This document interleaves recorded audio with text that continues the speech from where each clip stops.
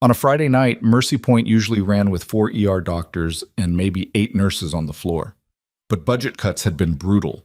Last month, they'd lost 2 physicians to a hospital across town that actually paid competitive wages. The remaining docs were stretched thin, picking up extra shifts, running on fumes. Sarah watched Linda Cortez appear in the hallway, phone pressed to her ear, face pale.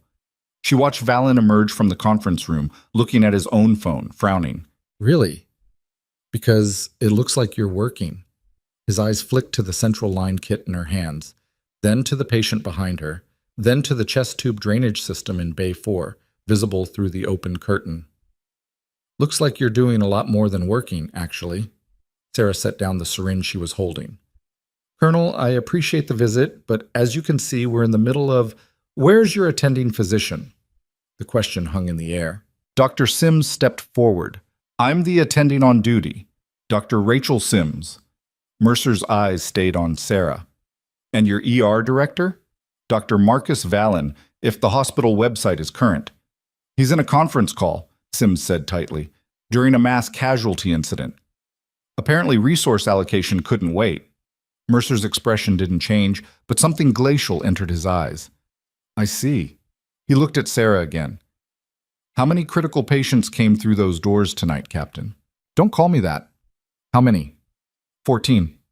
And how many physicians were available to treat them? Sarah didn't answer. Sims did. Effectively, 2. Myself and a second-year resident. So you managed 14 critical trauma patients, chemical exposure, blast injuries, burns, penetrating trauma, with 2 physicians. We managed, Sims said. Did you? Mercer walked to Bay 1, looked at the intubated patient, scanned the ventilator settings. Who intubated this patient? Silence. Mercer walked to Bay 4. Who placed this chest tube? More silence. He walked to Bay 6, looked at the pericardiocentesis setup, the drainage bag still half full of blood. And who performed this? Colonel, Sarah said, her voice sharp enough to cut. What exactly are you doing here? He turned to face her fully. I'm doing a favor for an old friend who said I should look you up if I was ever in Riverside. Thought I'd drop by, say hello, see how civilian life was treating you. He gestured around the ER. Looks like it's treating you the same way the service did, throwing you into impossible situations and expecting you to fix them. I'm a nurse. This is my job. You were a combat medic, Mercer corrected. 18D Special Forces Medical Sergeant. 3 deployments. 2 Bronze Stars, 1 for valor. You ran triage in Kandahar when your aid station took mortar fire and every physician was down. Kept 47 casualties alive over an 8-hour firefight. You performed a field amputation with a Leatherman and a tourniquet because waiting for evac meant the patient bled out. Every nurse in earshot had stopped working. You trained with Army surgeons, Navy corpsmen, Air Force PJs. You learned emergency medicine in places where the nearest hospital was a helicopter ride over hostile territory. You learned to make decisions in seconds that most doctors get 15 minutes and a consult to make. Sarah's jaw tightened. That was a long time ago. Skills like that don't expire, Captain. You don't forget how to save a life just because you took off the uniform. I'm not. You're exactly who you were, Mercer said. You just traded one war zone for another. The doors burst open. Dr. Marcus Valen strode in, phone still in hand, his face flushed. What the hell is going on here? I'm getting calls about unauthorized military personnel in my ER. He stopped when he saw Mercer's uniform, the ribbons, the rank insignia. Who are you? Colonel David Mercer. This is a secure medical facility. You can't just... I'm here in an official capacity, Doctor. DHS requested a military medical assessment of this facility's emergency response capabilities following tonight's mass casualty incident. That was a lie. Sarah could tell it was a lie. Mercer's eyes flicked to hers for just a fraction of a second. A warning, maybe, or an apology. Valen's face went white. Assessment? We handled the situation perfectly. My team performed a short... Where were you, Dr. Valen? Mercer's voice could have frozen water. I was coordinating with administration. Someone had to manage the resource allocation during a crisis of this magnitude, while your ER was drowning in critical patients. My team had it under control. Your team? Mercer looked at Sims, then at Torres, who'd emerged from Bay 3 looking shell-shocked. 2 physicians and a handful of nurses. for 14 critical traumas. We're a level 2 trauma center. We're equipped to handle... Who performed the intubations? Mercer interrupted. Valen blinked. Dr. Sims and myself. You weren't here. I intubated several patients before I had to step away for the conference call. Which patients? Valen's mouth opened, closed. I don't have the chart numbers memorized, Colonel. We were in a crisis situation. Mercer turned to Sims. Doctor? Sims looked at Valen, looked at Sarah. Something passed across her face, calculation maybe, or just exhaustion with the whole mess. I intubated the patient in Bay 2, Sims said carefully. Torres got the one in Bay 3. And the others? Sims hesitated. Nurse Reeves intubated 4 patients, Monica said from the nurse's station. Her voice was quiet but clear. She placed 2 chest tubes. She performed a pericardiocentesis on the patient who coded in Bay 6. She placed 3 central lines. She ran 2 codes. She managed 7 critical patients simultaneously while Dr. Valen was on his conference call. The silence that followed was absolute. Valen stared at Monica. That's not... She doesn't have... Those procedures are outside her scope of practice. She's a nurse. She can't... She saved 12 lives tonight, Sims said. Her voice was flat, exhausted, but there was something like wonder in it. While you were allocating resources, she kept them alive. Valen turned to Sarah, his face purple. You perform procedures without physician supervision, without authorization. Do you have any idea how many laws you just broke? How much liability you just exposed this hospital to? I'm calling security. I'm calling the medical board. You're going to shut your mouth, Mercer said. Valen's head snapped toward him. Excuse me? You abandoned your post during a mass casualty incident. You left 2 physicians and a handful of nurses to manage 14 critical patients. And when I ask who saved those patients, every person in this room points to the same nurse, the one you fired 3 hours ago. Sarah's stomach dropped. Mercer knew. Of course he knew. I terminated her for insubordination, Valen said, for repeatedly acting outside her scope of practice, for being better at emergency medicine than you are. Mercer stepped closer to Valen. Here's what's going to happen, Doctor. I'm going to file a report with DHS, the State Medical Board, and your hospital administration. I'm going to document every patient who came through those doors tonight, every procedure performed, every decision made. And I'm going to personally review every second of your security footage to see exactly where you were and what you were doing while people were dying. You can't. I absolutely can. And when my report shows that a nurse with military combat medical training, a nurse you fired, saved 12 lives while you were on a conference call, I'm going to make sure everyone knows. The medical board, the press, the families of the patients she saved. Valen's face went from purple to gray. Colonel, I'm sure we can discuss this rationally. Oshom. Mao. We're done discussing. Mercer turned to Sarah.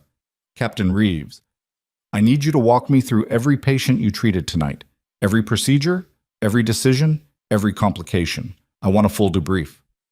Sarah looked at him, looked at Valen, who was trembling with rage, looked at Monica and Sims and the other nurses who'd worked themselves to exhaustion tonight.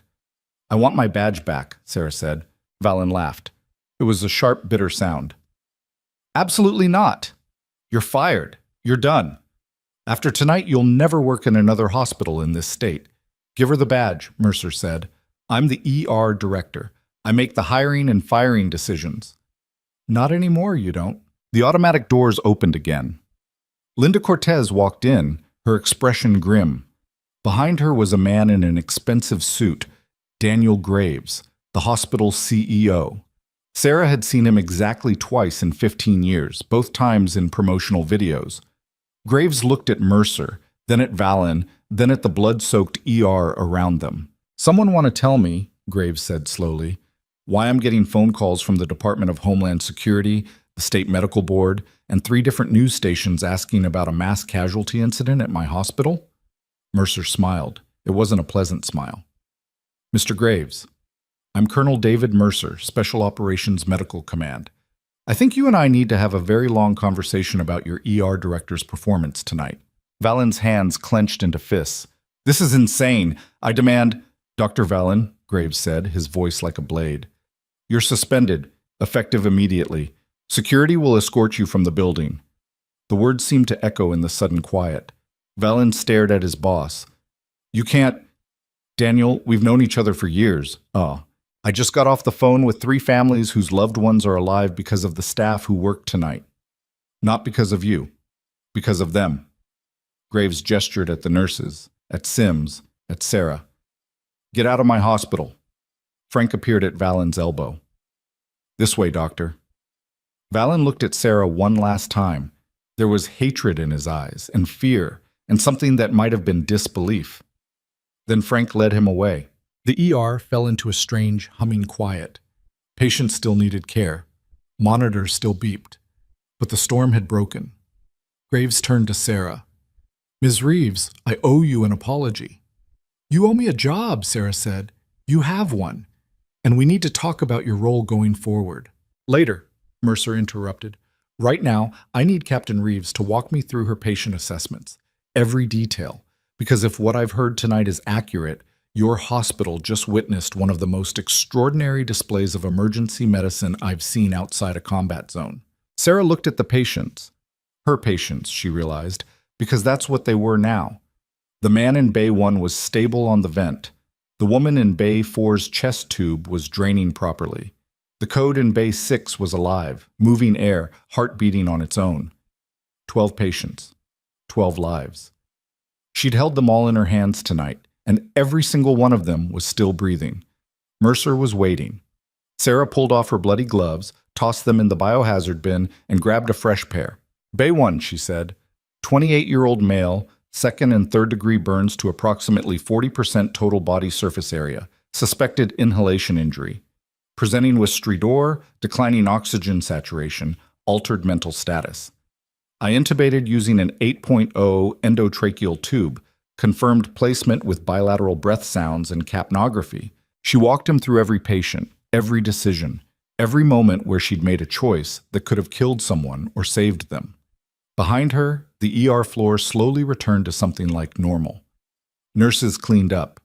Sims gave report to the incoming ICU team. Torres sat in the break room with his head in his hands, probably processing the night's trauma.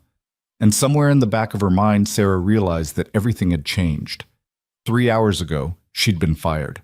Now she was standing in the center of the ER, giving a detailed medical debrief to a special operations colonel while the hospital's CEO waited to offer her whatever she wanted.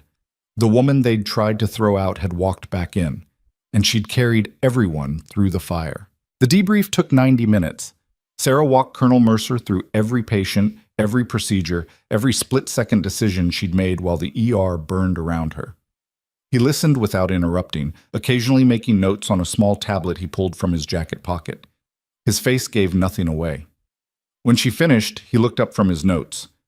The pericardiocentesis on the patient in Bay 6. You said you felt resistance at approximately 4 centimeters depth? Yes. Did you aspirate before advancing further? No. The resistance was consistent with pericardial tissue. If I'd hit myocardium, it would have felt different, softer. I went another ½ centimeter and got flash. Mercer nodded slowly. Most civilian ER docs would have stopped at the resistance, called for cardiothoracic backup. Most civilian ER docs have cardiothoracic backup available. Fair point. He closed the tablet. Your assessment times were extraordinary. Patient in Bay 11, you identified tension pneumothorax and had the chest tube placed in under 3 minutes from initial contact. He was dying. Yes, he was. And you saved him. Mercer slipped the tablet back into his pocket. Captain, I'm going to ask you something, and I need you to think carefully before you answer. Sarah waited. Why are you still here? You could have left after we talked. Gone home, let someone else clean up the mess. But you stayed. You finished every chart, checked every patient, made sure the incoming shift had complete reports. Why? The question caught her off guard. She looked around the ER, quieter now. The critical patients transferred to ICU or OR, the minor injuries discharged, or waiting for final paperwork. Monica was restocking supplies. A new nurse Sarah didn't recognize was checking vitals in Bay 3. The fluorescent lights still flickered. Because they needed me to, Sarah said finally. That's not an answer. It's the only one I have. Mercer studied her face for a long moment. You know what I see when I look at you, Captain? I see someone who never stopped being a soldier. You just changed uniforms. I'm not a soldier anymore. You're always a soldier. Some of us just hide it better than others.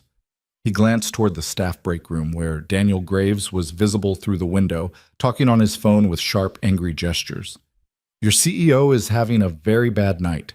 The state medical board is already asking questions. So is the press. This is going to be a story, whether you want it to be or not. I didn't ask for any of this. No, you just did your job. Mercer's expression softened slightly. For what it's worth, I'm sorry about what happened earlier. You shouldn't have been fired. You definitely shouldn't have been humiliated like that. Valen was protecting his ego. Valen is a coward who abandoned his post during a crisis. The military has a word for that. Sarah didn't ask what word. She already knew. Graves emerged from the break room. His phone call apparently finished. His face was drawn, and there were sweat stains under his arms, despite the hospital's aggressive air conditioning. Ms. Reeves? A word? Sarah followed him to an empty consultation room. Mercer came too, uninvited but unchallenged. Graves shut the door and leaned against it like he needed the support. I've been the CEO of this hospital for 6 years, Graves said. In that time, I've dealt with lawsuits, budget crises, state investigations, and a pandemic. Tonight is the first time I've seriously considered just walking away. Sarah said nothing. The families of the patients you treated tonight are calling. The news stations are calling. The medical board is calling. Everyone wants to know the same thing. How did a nurse perform advanced trauma procedures without physician oversight? How did she save 12 critical patients while the ER director was on a conference call? I did what needed to be done. You exceeded your scope of practice by about 1.5 miles. Would you rather I let them die? Graves ran a hand through his thinning hair. Of course not. But we have protocols, regulations, legal frameworks that exist for a reason. Those frameworks assume you have adequate staffing and physician coverage. Mercer cut in. From what I observed tonight, you had neither. Budget constraints are not an excuse for inadequate emergency preparedness. This is a Level 2 trauma center. You're required by law to maintain minimum staffing levels for mass casualty incidents. Graves's jaw tightened. Colonel, I appreciate your input, but this is an internal hospital matter. It became a federal matter the moment I filed my incident report with DHS. You want this to go away quietly? Start by fixing the problems that created it. Mercer gestured toward Sarah. And stop punishing the people who saved your hospital from a catastrophic failure. The room went silent except for the muffled sounds of the ER beyond the door. Phones ringing, monitors beeping, the everyday symphony of medical chaos. Graves looked at Sarah. What do you want? The question surprised her. What? You could sue us. Wrongful termination, emotional distress, probably a dozen other things I haven't thought of. Our lawyers are already preparing for it. So I'm asking, what do you want? Sarah thought about the last 15 years. The double shifts and missed birthdays and patients who remembered her name years later. The budget cuts and the bureaucracy and the doctors who treated nurses like furniture. The exhaustion that went bone deep and never quite went away. I want to do my job, she said, without being second-guessed by people who don't know what they're doing. I want adequate staffing so we don't have to choose which patients get care and which ones wait. I want doctors who show up when they're needed, and I want a badge that doesn't get taken away because I made someone look bad. Graves nodded slowly. The board is meeting tomorrow morning. Emergency session. They're going to want answers. Tell them the truth. The truth is complicated. The truth is simple, Sarah said. You didn't have enough people. The people you had weren't where they needed to be. So I filled the gap. That's it. You perform procedures you're not licensed to perform. I perform procedures I was trained to perform by the United States Army. The fact that my civilian certification doesn't reflect that training is a paperwork problem, not a competency problem. Mercer smiled slightly. She's got you there. Graves looked between them, his expression pained. This is going to be a mess. The medical board, the insurance companies, the litigation risk. Or, Mercer interrupted, you could get ahead of it. Acknowledge the staffing failures. Implement reforms. Create a special emergency response position that utilizes Ms. Reeves's unique skill set. Make this a story about innovation and adaptability instead of negligence and cover-up. That's a PR spin. It's also the truth. Your hospital had a crisis. One of your nurses stepped up and handled it. Instead of firing her again, you could try actually supporting her. Graves stared at the ceiling for a long moment. The board is going to crucify me. Probably, Mercer agreed, but they'll crucify you a lot worse if this turns into a scandal. I need to think about this. Graves opened the door. Ms. Reeves, you're reinstated effective immediately. Full pay, full benefits, and we'll pretend tonight's termination never happened. I'm also putting you on administrative leave pending the board review. Administrative leave, Sarah repeated flatly. Paid leave. It's protocol after any critical incident. Standard procedure. Standard procedure is punishing me for saving lives. Standard procedure is making sure everyone involved gets a chance to decompress and that all the facts are properly documented. Graves's voice was firmer now, like he'd found his footing again. You'll be back on the floor within a week, 2 at most. In the meantime, I need you to cooperate with the review process. Answer their questions. Don't talk to the press. I wasn't planning to. Good, because if this becomes a media circus, it's going to be a lot harder to protect you. Sarah almost laughed. Protect me from what? I didn't do anything wrong. You performed advanced medical procedures without a license. Legally speaking, that's assault and battery. The only reason the patients' families aren't suing is because you saved their loved ones' lives. But laws don't care about outcomes. They care about credentials and scope of practice and 100 other technicalities that could land you in serious trouble. The weight of his words settled over the room like fog. So what you're saying, Sarah said quietly, is that I should have let them die. I'm saying you put yourself at enormous legal risk, and while I'm grateful for what you did, I can't have my staff breaking laws, even for the right reasons. Mercer stepped forward. Mr. Graves, with respect, you're missing the point. Captain Reeves didn't break laws. She operated under the principle of emergency medical necessity. Any prosecutor who tried to charge her would get laughed out of court. Maybe, or maybe some ambitious DA decides to make an example out of her. Then I'll testify, Mercer said.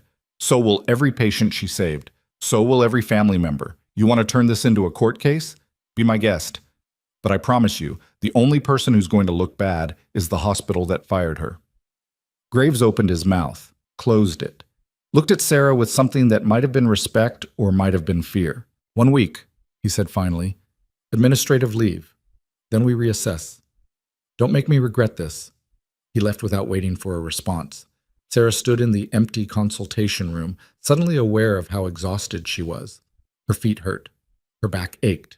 She'd been running on adrenaline for hours, and now that the crisis was over, the crash was coming. You okay?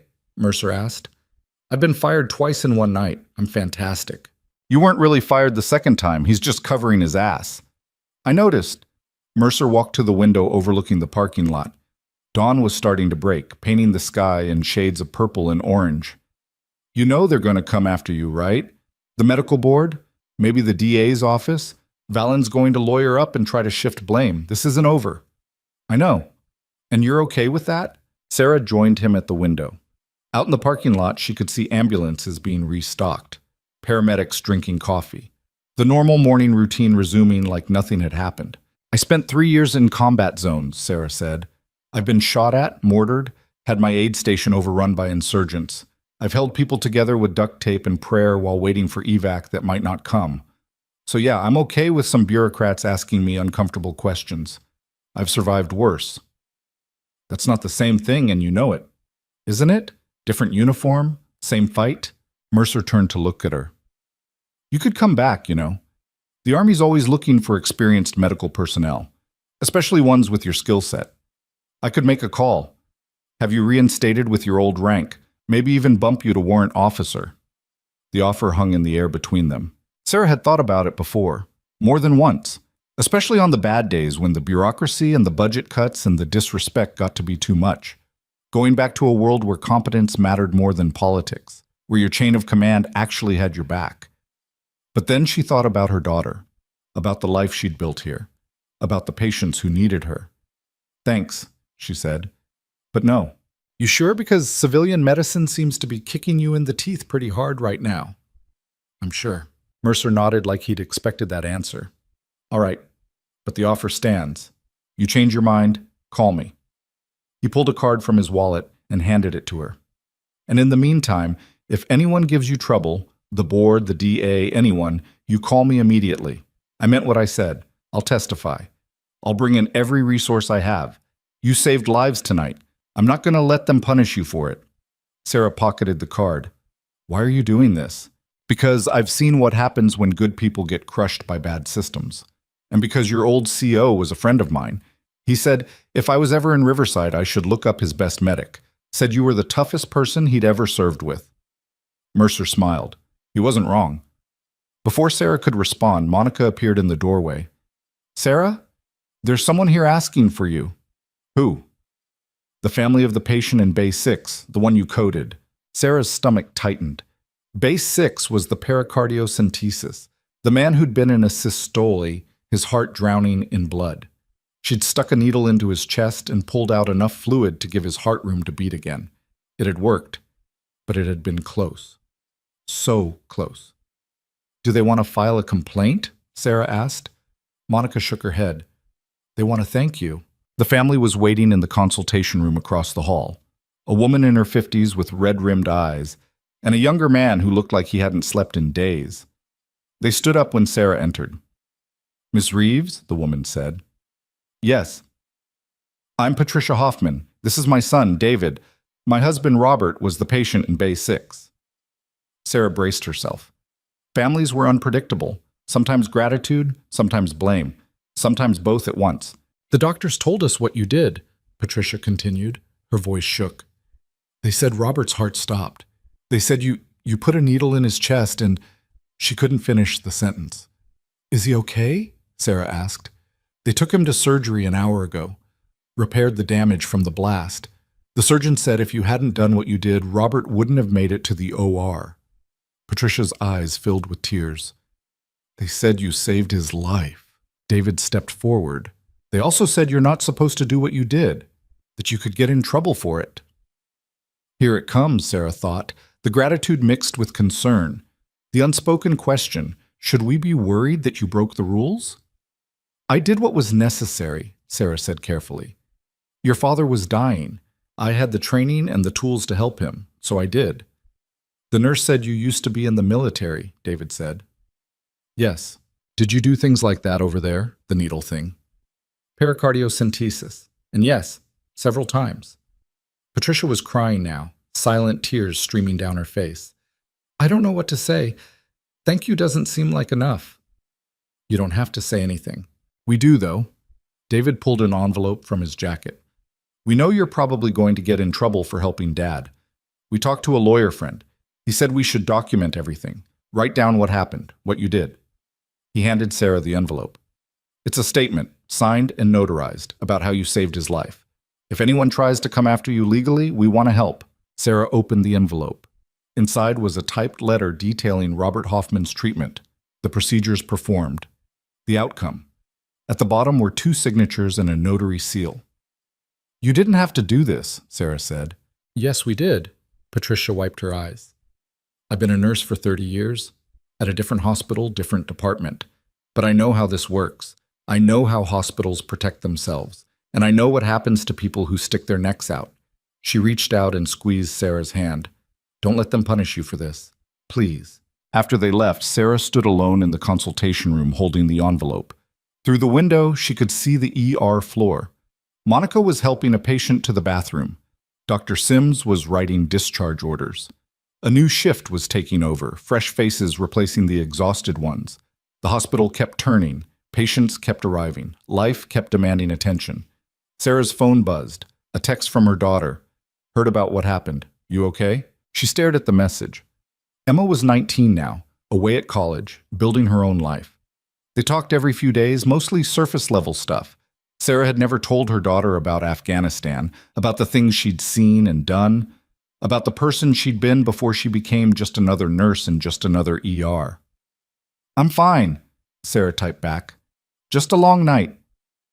"Mom, I saw the news. You saved like a dozen people." Of course Emma had seen the news. It was probably all over social media by now. "Nurse performs emergency surgery. Former combat medic saves lives." Whatever headline would get the most clicks. Don't believe everything you read. The hospital fired you, and then you came back and saved everyone anyway. That's so badass. Sarah almost smiled. Almost. Get some sleep. You have class tomorrow.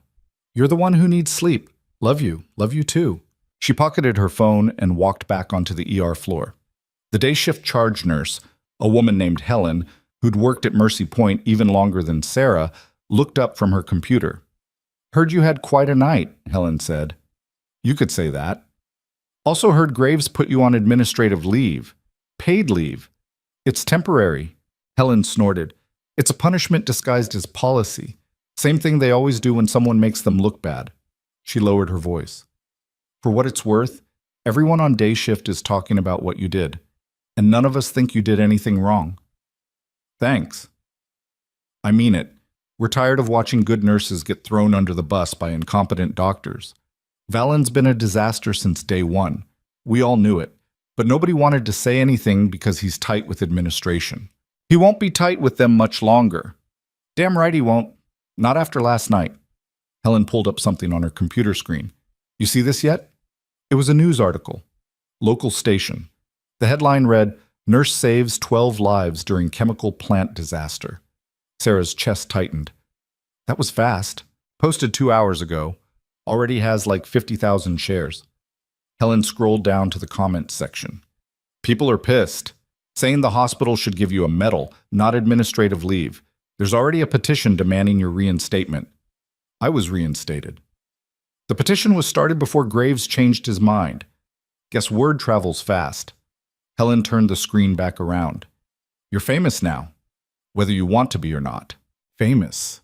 The word tasted wrong in Sarah's mouth. She didn't want to be famous. She wanted to do her job without someone looking over her shoulder, questioning every decision, threatening her license every time she stepped outside some arbitrary line. "I need to go home," Sarah said. "You need to sleep for about 3 days." That too. Sarah collected her things from her locker, the canvas bag she'd packed during her first exit, which felt like it had happened in another lifetime. Her car was still in the parking lot where she'd left it. The sun was fully up now, turning the sky bright and merciless. She drove home on autopilot, her mind replaying the night in fragments. The chemical plant victims, the intubations, the chest tubes, the coding patient. Valen's face when Graves suspended him, Mercer's unexpected appearance, the family thanking her for breaking the rules. Her apartment was quiet and too warm. She'd forgotten to adjust the thermostat before leaving for her shift yesterday. Was it really only yesterday? It felt like a year ago. Sarah dropped her bag on the couch and stood in the middle of her living room, suddenly unsure what to do with herself. She should shower, she should eat, she should sleep. Instead, she pulled out her phone and opened the news article Helen had shown her. The story was basic.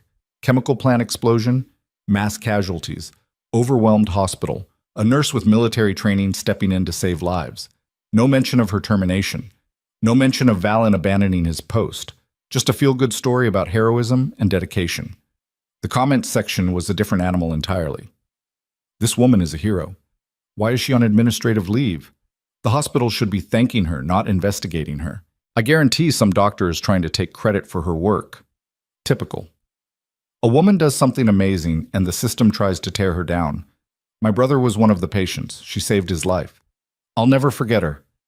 Sarah closed the article. Her hands were shaking again. Not from adrenaline this time. From something else. Something that felt like anger and grief and exhaustion, all mixed together. She'd done everything right. She'd saved lives, and now she was being punished for it. No. Not punished. Investigated. There was a difference. Except there wasn't. Not really. Because investigation implied doubt.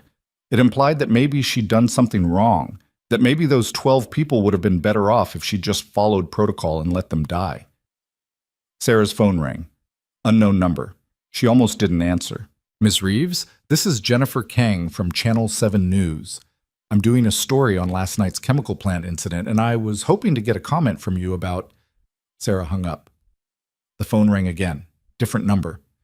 "Ms. Reeves, this is Thomas Bradley from the Riverside Times. I understand you were the nurse who..." She hung up again and turned off her phone.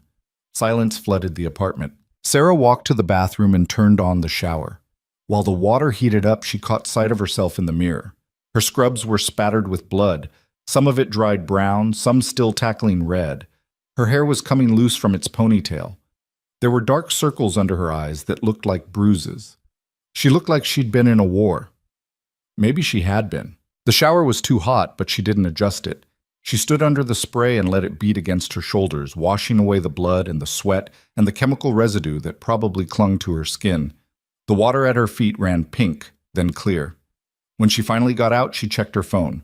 17 missed calls, 12 voicemails, 36 text messages. Most were from reporters. A few were from coworkers expressing support. One was from Colonel Mercer. Board meeting scheduled for 0900 tomorrow. I'll be there. You should be too. Tomorrow was today. It was already past dawn. The board meeting was in less than 3 hours. Sarah looked at the message for a long time. She could ignore it, stay home.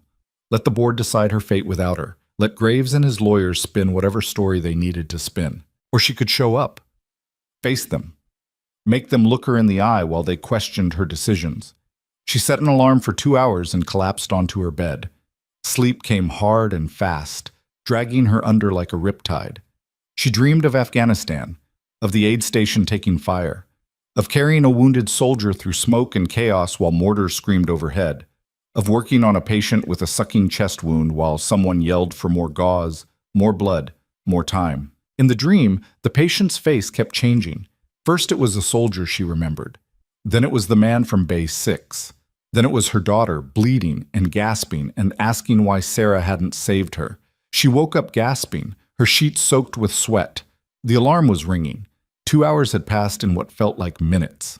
Sarah silenced the alarm and sat up. Her whole body ached. Her head felt stuffed with cotton.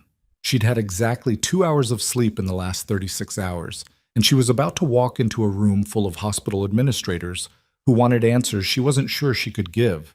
She got dressed.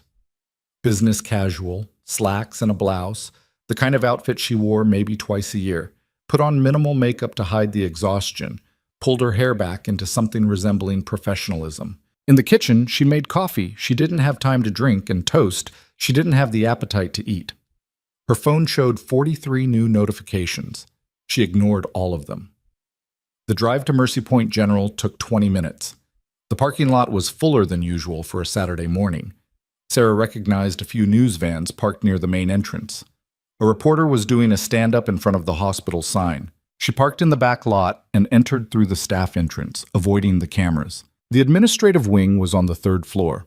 Sarah had been up here exactly once before, when she'd filled out new hire paperwork 15 years ago.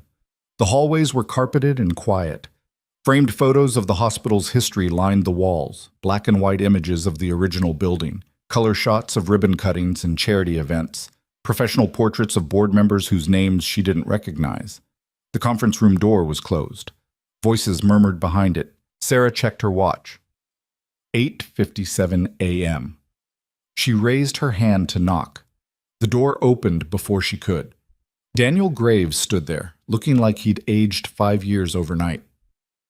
Ms. Reeves, thank you for coming. Did I have a choice? Not really. Come in. The conference room was large and cold. A massive table dominated the center, surrounded by leather chairs. Seated around it were 8 people Sarah had never seen before, board members, she assumed. At the far end sat a woman in an expensive suit with a laptop open in front of her. Across from her was Colonel Mercer, still in uniform, looking completely at ease. And in the corner, sitting alone with a legal pad and an expression of barely contained rage, was Dr. Marcus Valen. Sarah's step faltered. Valen locked eyes with her. Something dark moved across his face.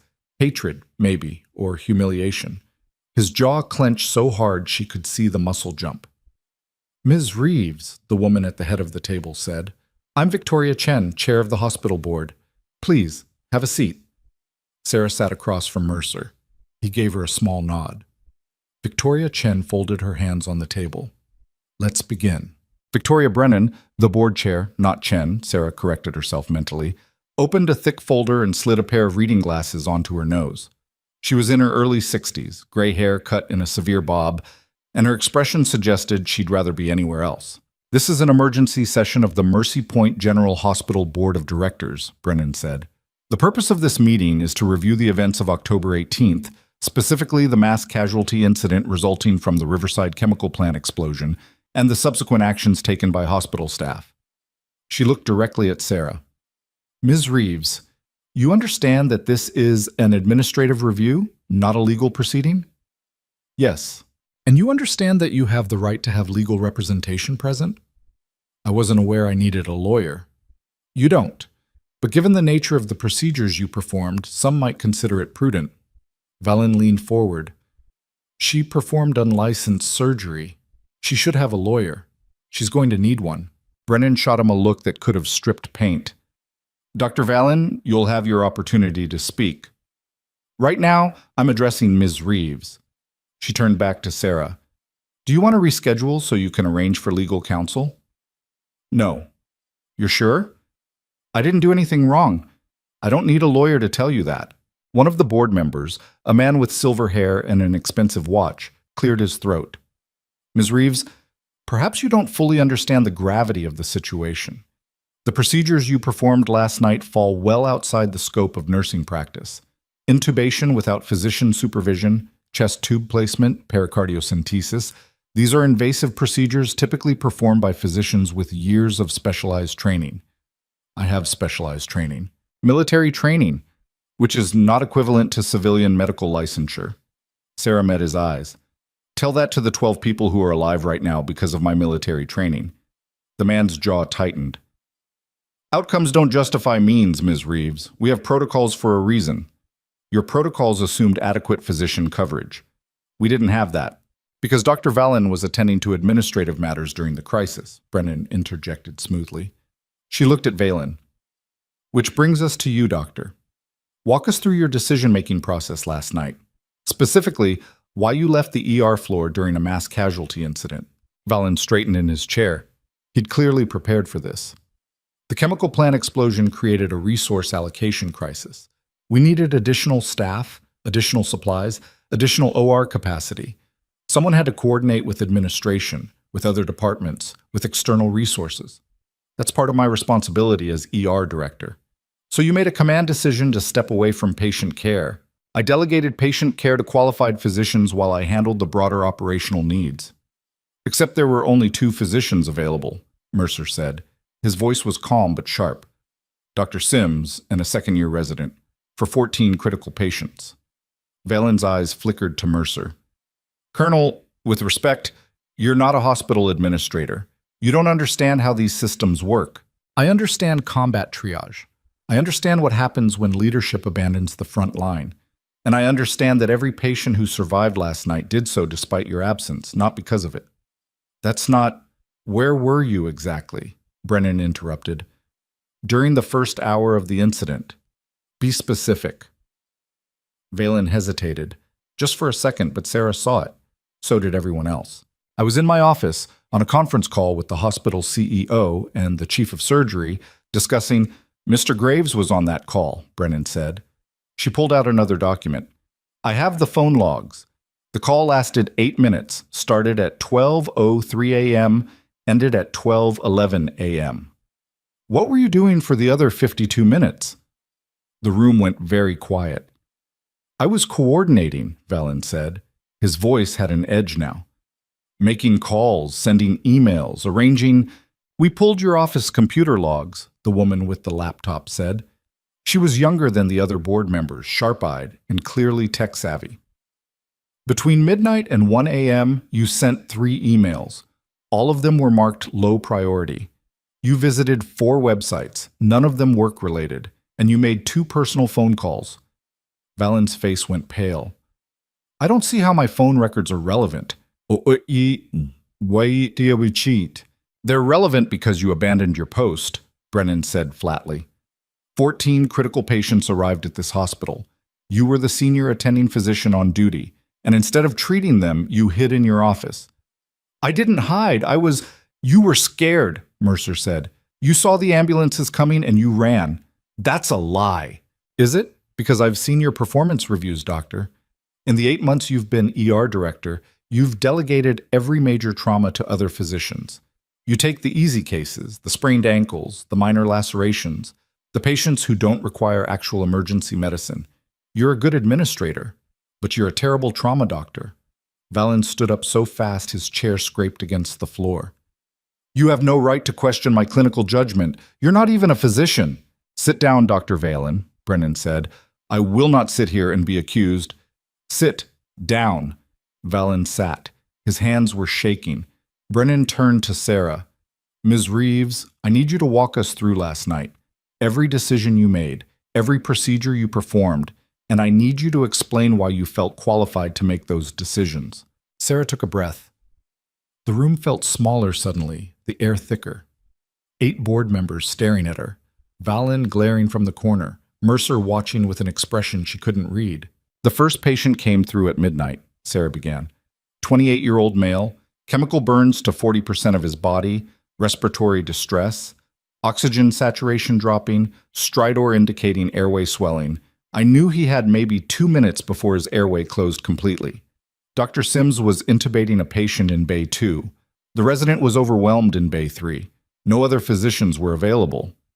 So you intubated him yourself, the silver-haired man said. Yes, without consulting a physician. There was no time to consult. If I'd waited for a doctor to become available, he would have died. You don't know that. I do know that. I've seen airway compromise from inhalation burns. I know how fast it progresses. Waiting wasn't an option. Brennan made a note. Continue. Sarah walked them through every patient, the woman with the tension pneumothorax who needed a chest tube, the coding patient who needed pericardiocentesis, the teenager with internal bleeding who needed rapid transfusion. She explained her assessment process, her decision trees, the protocols she'd followed. Military protocols, yes, but protocols nonetheless. The board members listened in silence. Some of them took notes, others just stared. When she finished, Brennan looked at her for a long moment. Ms. Reeves, I'm going to ask you a direct question, and I need an honest answer. Do you believe you were practicing medicine without a license last night? The question was a trap. Sarah could see it. If she said yes, she was admitting to a crime. If she said no, she was denying reality. I believe I was practicing emergency medicine within the scope of my training and experience, Sarah said carefully. My nursing license allows me to perform certain procedures under physician supervision. My military training qualified me to perform those same procedures independently in combat situations. Last night was a combat situation. This is a hospital, not a war zone, Valen snapped. Tell that to the 14 critical patients who came through our doors. Tell that to the families who thought they were sending their loved ones to a safe place and instead found an ER with inadequate staffing and an absent director. I was not absent. You were on a conference call while people were dying. I was trying to get them the resources they needed. They needed a doctor, Sarah's voice rose. They needed someone who knew what they were doing. They needed leadership. And you weren't there. Valen shot to his feet again. You have no idea what it takes to run an emergency department. You're a nurse. You follow orders. You don't get to question. I questioned you last week when you wanted to discharge a patient with a systolic pressure of 210, Sarah said. I questioned you when you ordered antibiotics for a patient who was allergic. I questioned you when you missed a pneumothorax on a chest x-ray that was obvious to anyone with basic training. And every time I questioned you, I was right. Every single time. That's insubordination. That's competence, something you clearly lack. The room erupted. Valen was shouting. One of the board members was calling for order. Graves had his head in his hands. Mercer was smiling slightly. Brennan slammed her hand on the table. Enough! Silence crashed down. Dr. Valen, sit down and be quiet, or I will have you removed from this room. Brennan waited until he sat, then turned to Sarah. Ms. Reeves, I understand you're frustrated, but attacking Dr. Valen's competence isn't helping your case. I'm not attacking his competence. I'm stating facts. He's a bad ER doctor. Everyone who works with him knows it. The nurses know it. The residents know it. Probably the patients know it too. The only people who don't seem to know it are the ones in this room. The silver-haired man leaned forward. Ms. Reeves, if Dr. Valen is as incompetent as you claim, why didn't anyone report it? We did. Multiple times. Nothing happened. Because he's friends with the right people. Because he looks good in promotional materials. Because nobody wanted to admit they'd made a hiring mistake. That's a serious accusation. It's the truth. Brennan flipped through her folder. I have 3 incident reports filed by Dr. Valen against you in the past 2 weeks. All of them cite insubordination and exceeding scope of practice. All of them were filed after I made him look bad in front of patients or families, Sarah said. He was building a case to fire me, which he did, successfully, until the chemical plant exploded and suddenly the hospital needed me again. Is that what you think this is about? Valen's voice was tight. You think I have some personal vendetta against you? I think you're a coward who can't handle being challenged. I think you hide behind your title and your credentials because you know you're not good enough to do the job. And I think you tried to destroy my career because I made you feel inadequate. Valen's face went purple. I could have you arrested for what you did last night. You committed assault and battery. You practiced medicine without a license. I saved 12 lives while you hid in your office. Sarah was on her feet now too. You want to press charges? Go ahead. Arrest me. Put me on trial. Let a jury decide if I should go to prison for saving lives. Let them hear about how you abandoned your patients. Let them hear about how you fired me 3 hours before the biggest crisis this hospital has seen in a decade. Let them hear everything. Mercer stood up. And I'll make sure they do. I'll testify. I'll bring in every military medical expert I can find. I'll bring in the patients' families. I'll bring in every nurse who worked that night. And when we're done, the only person going to prison will be you, doctor, for criminal negligence and gross malpractice. You can't threaten me, Valen said, but his voice shook. It's not a threat. It's a promise. Brennan held up a hand. Gentlemen, Miss Reeves, everyone sit down. Now. They sat. Brennan removed her glasses and rubbed her eyes. She looked exhausted. This has gone far enough. Dr. Valen, your suspension stands. Ms. Reeves, your administrative leave stands. We'll reconvene on Monday to— No, Sarah said. Brennan looked up. Excuse me. I said no. I'm not going on administrative leave. I'm not going to sit at home while you decide whether or not I should be punished for doing my job. I'm going back to work. Tonight, my regular shift. And if you want to stop me, you're going to have to fire me again. Ms. Reeves, that's not how this works. Then change how it works. Sarah stood up. I've been a nurse for 15 years. I've worked every holiday, every weekend, every night shift nobody else wanted. I've saved lives. I've held hands. I've given bad news and good news and everything in between. I've earned the right to do my job without being second-guessed by bureaucrats who've never touched a patient. The silver-haired man frowned. This isn't about bureaucracy. It's about legal liability. The hospital could be sued. The hospital will be sued no matter what you do, Mercer interrupted, either by the families grateful their loved ones survived or by the families angry they almost didn't. You're going to have lawyers either way. The question is whether you want to defend a nurse who saved lives or an ER director who abandoned his post. Graves finally spoke up. Victoria, can I have a word? Outside? Brennan nodded. The two of them stepped out of the conference room, closing the door behind them. Sarah remained standing. Her heart was pounding. She'd just told off a board of directors, called her boss a coward, and threatened to walk out if they didn't reinstate her immediately. It was possibly the stupidest thing she'd ever done. Valen was staring at her with pure hatred. You just ended your career, he said quietly. You know that, right? Maybe, but at least I'll be able to look at myself in the mirror. You're a self-righteous— Careful, doctor, Mercer said. There are witnesses. The door opened. Brennan and Graves came back in, their faces unreadable. Brennan sat down and folded her hands on the table. The board has made a decision. Dr. Valen, your suspension is now permanent, pending a full investigation into your conduct. You're terminated effective immediately. Security will escort you from the building. Valen's mouth fell open. You can't. I've been with this hospital for— 8 months, Brennan said, during which time we've received 17 complaints about your clinical judgment, 12 complaints about your management style, and 3 formal grievances from nursing staff. We overlooked them because we were desperate for ER coverage. That was a mistake. We won't make it again. I'll sue. You'll leave quietly, Graves said, or we'll release every incident report, every patient complaint, and every performance review to the medical board. Your choice. Valen looked around the room, searching for support. Found none. His eyes landed on Sarah one last time. This isn't over, he said. Yes, Brennan replied. It is. Security arrived 30 seconds later. They escorted Valen out without ceremony. The door clicked shut behind him. Brennan turned to Sarah. Miss Reeves, the board has also made a decision regarding your status. We're creating a new position, Advanced Emergency Response Coordinator. It's a hybrid role that will allow you to utilize your military medical training while working under a special protocol agreement with our trauma surgeons. You'll have expanded scope of practice for emergency situations, full administrative support, and a significant pay increase. Sarah stared at her. What? We're offering you a promotion, and we're doing it publicly. Press conference this afternoon. We're going to make this a story about innovation and adaptation, not negligence and cover-up. I don't want a press conference. You don't have a choice. This hospital's reputation is on the line. We need to control the narrative. By using me as a prop, by recognizing your value, Graves said.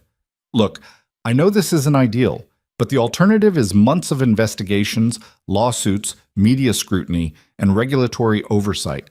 This way everyone wins. You get recognition and autonomy.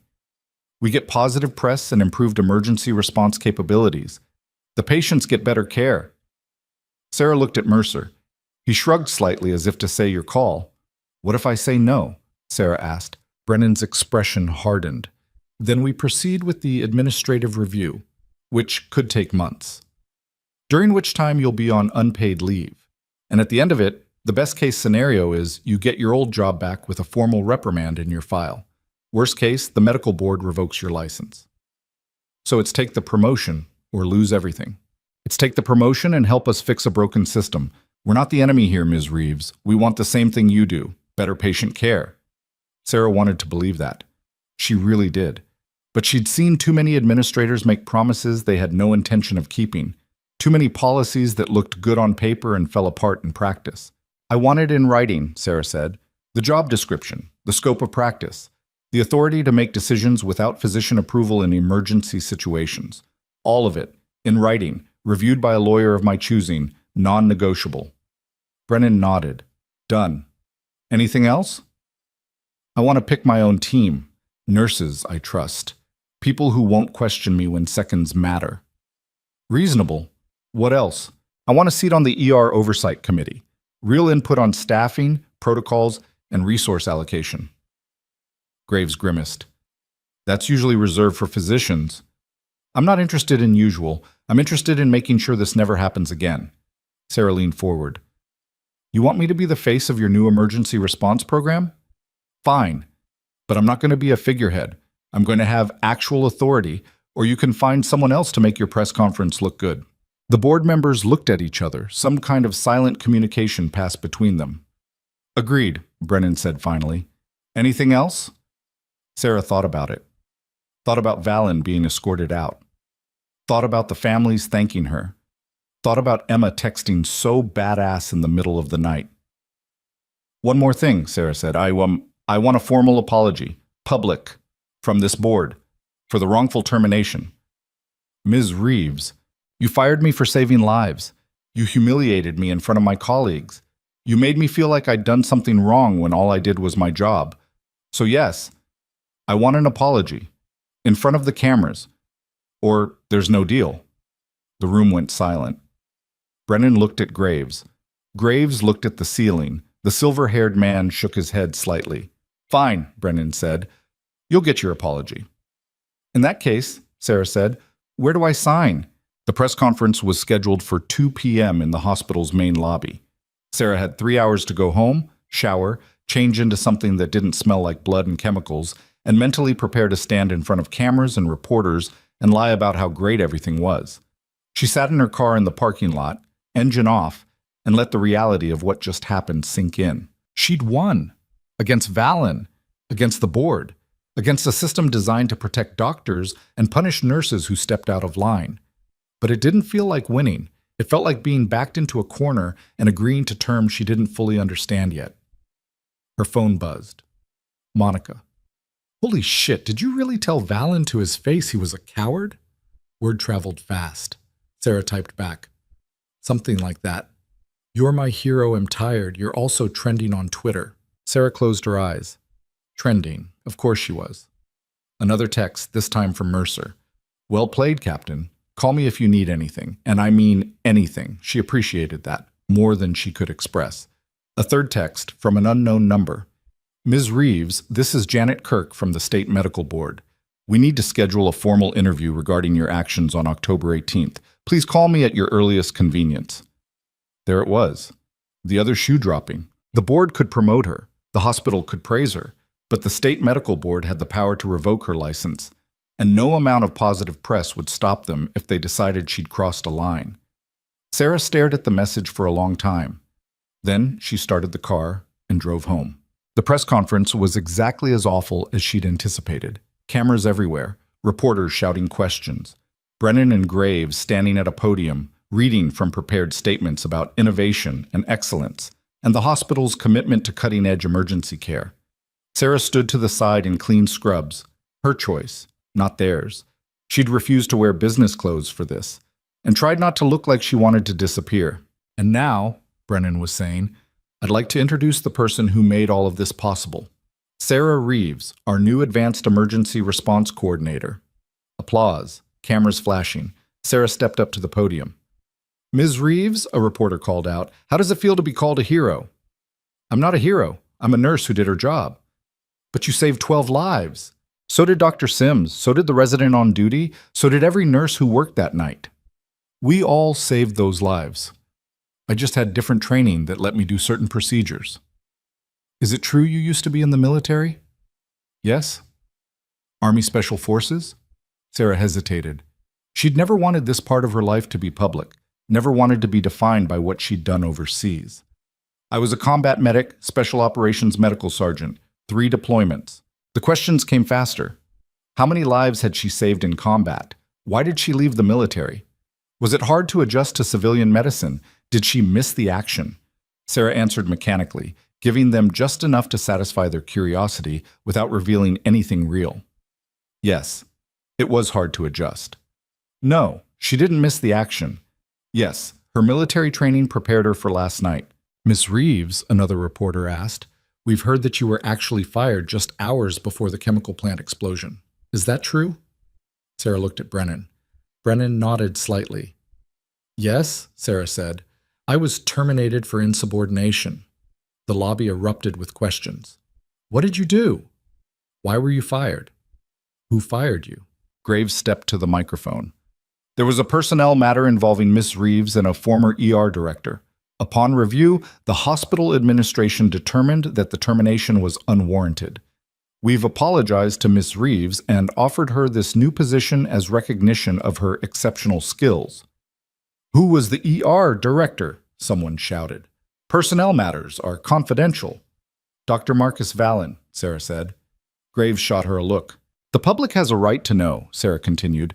Dr. Vallon fired me for questioning his clinical judgment. 3 hours later, when critical patients started arriving, he wasn't available to treat them. So I did. Where's Dr. Vallon now? No longer employed by this hospital, Brennan said tightly. The questions kept coming. Sarah answered them honestly, ignoring Graves's increasingly panicked expressions. Yes, she'd perform procedures outside her normal scope. Yes, she'd do it again. No, she didn't think she'd done anything wrong. By the time the press conference ended, she'd probably said a dozen things the hospital's lawyers would have heart attacks over. She didn't care. Mercer found her afterward in the hallway outside the lobby. That was quite a performance. I'm done performing. Good, because the real work starts now. He handed her a business card. This is a lawyer I know. Former military, now does medical malpractice defense. You're going to need her when the medical board comes calling. They already did. Sent me a text this morning. Then call her tonight. Don't talk to the board without representation. They'll try to make you think it's just an informal chat, but everything you say will be used to build a case. A case for what? Revoking your license, or at minimum, putting restrictions on it. They don't like nurses who step outside the lines, even when those lines are arbitrary. Sarah pocketed the card. Thanks. Don't thank me yet.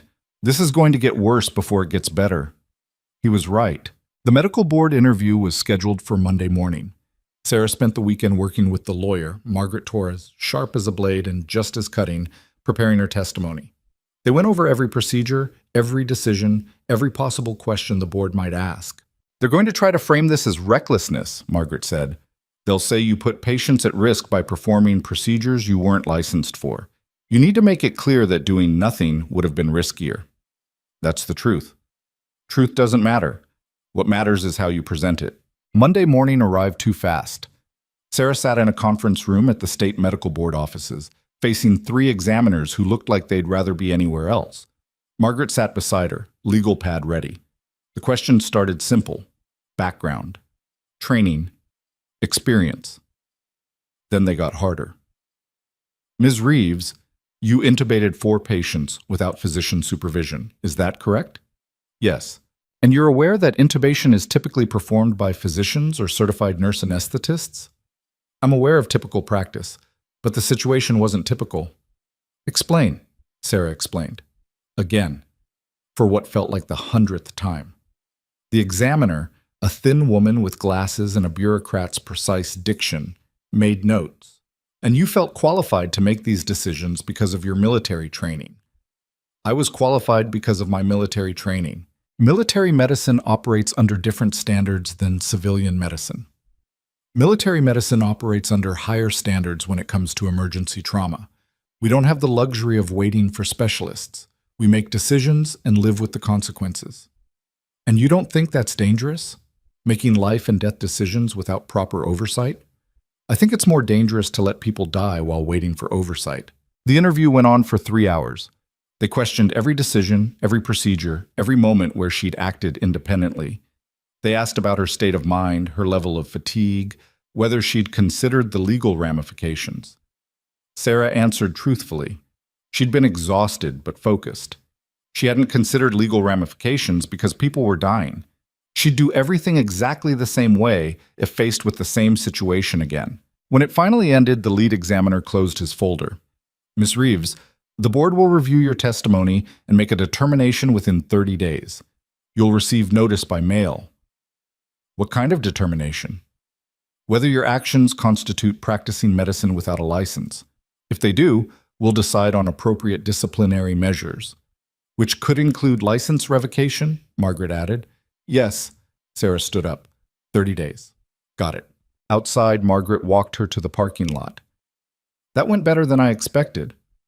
Really? Because it felt pretty terrible. They didn't suspend your license pending review. That's a good sign. Means they're not sure they have a case.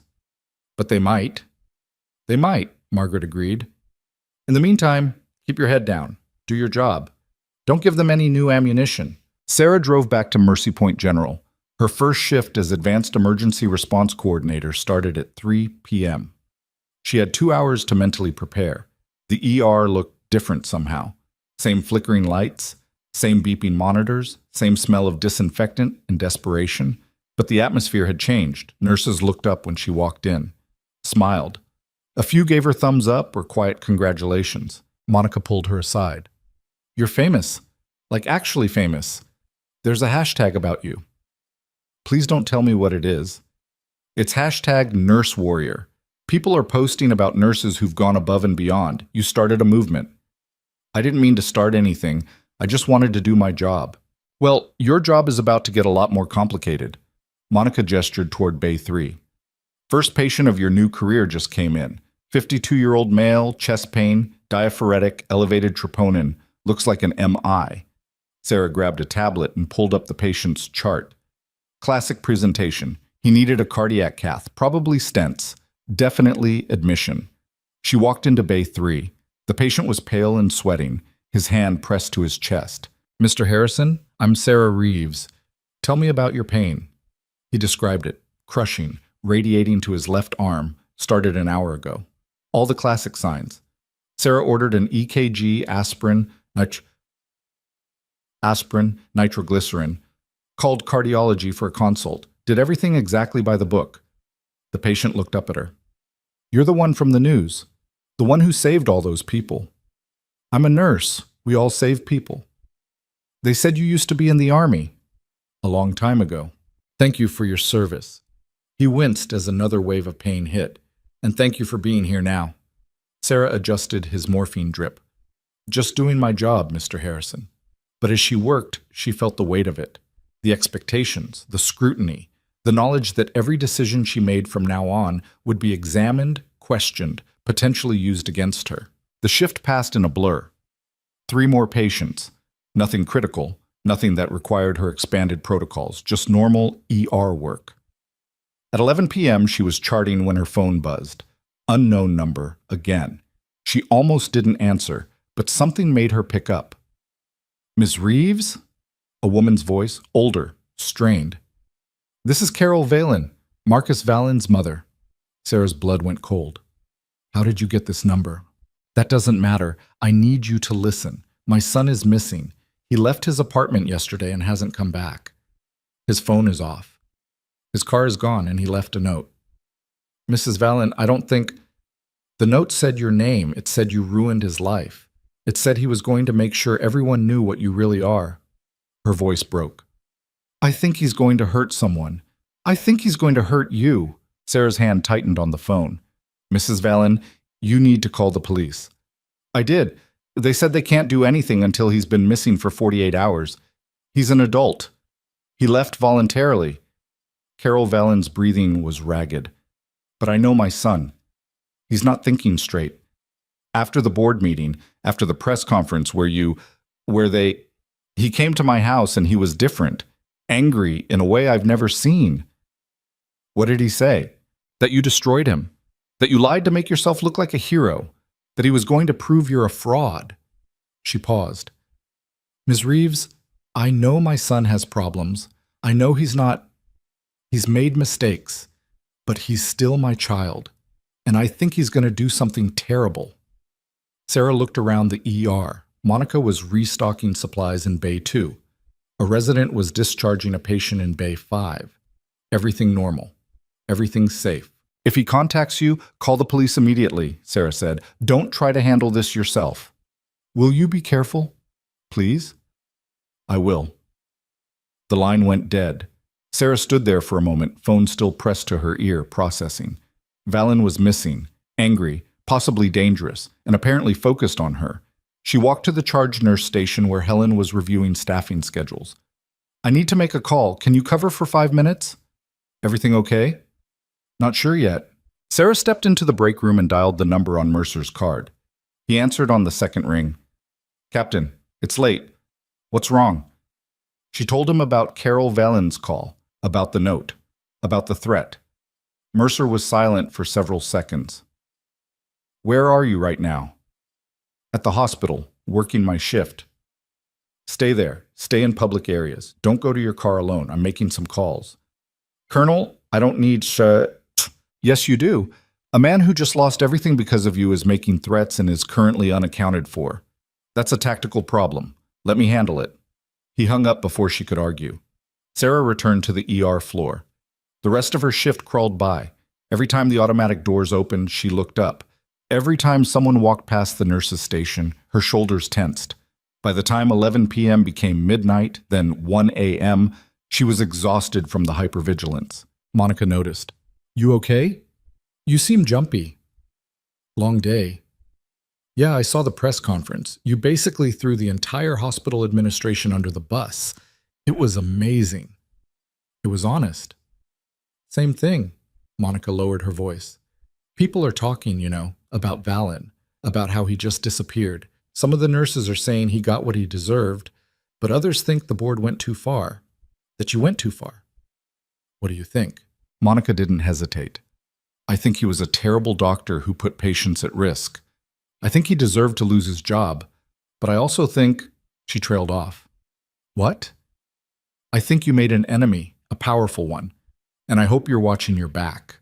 Sarah's shift ended at 3 a.m. She walked to her car with Frank, the security guard, beside her. Mercer had apparently called and requested an escort. The parking lot was dark and nearly empty. Her car sat under a broken streetlight, shadows pooling around it. "Want me to check it?" Frank asked. "Check it for what?" "I don't know. Colonel Mercer made it sound like someone might be trying to hurt you." Sarah unlocked the car remotely. The interior lights came on. Nothing looked disturbed. "I think I'm okay. I'll wait until you're inside." She got in, locked the doors, started the engine. Frank gave her a thumbs up and headed back toward the hospital entrance. Sarah sat there for a moment, letting the car warm up, checking her mirrors. The parking lot was quiet. No other cars. No movement. She put the car in reverse. A figure stepped out from behind the dumpster 20 feet away. Sarah's foot slammed on the brake. Her heart kicked into overdrive. The figure walked into the pool of light from the working street lamp. It was Valen. He looked terrible. Unshaven, wearing the same clothes he'd had on at the board meeting, his hair uncombed. He walked toward her car slowly, deliberately. Sarah locked her doors, pulled out her phone. Valen stopped 10 feet from her driver's side window. He just stood there, staring. She dialed 911. 911, what's your emergency? I'm in the Mercy Point General Hospital employee parking lot. There's a man approaching my car. He was recently fired from the hospital and has made threats. I need police here now. Stay in your vehicle, ma'am. Officers are on the way.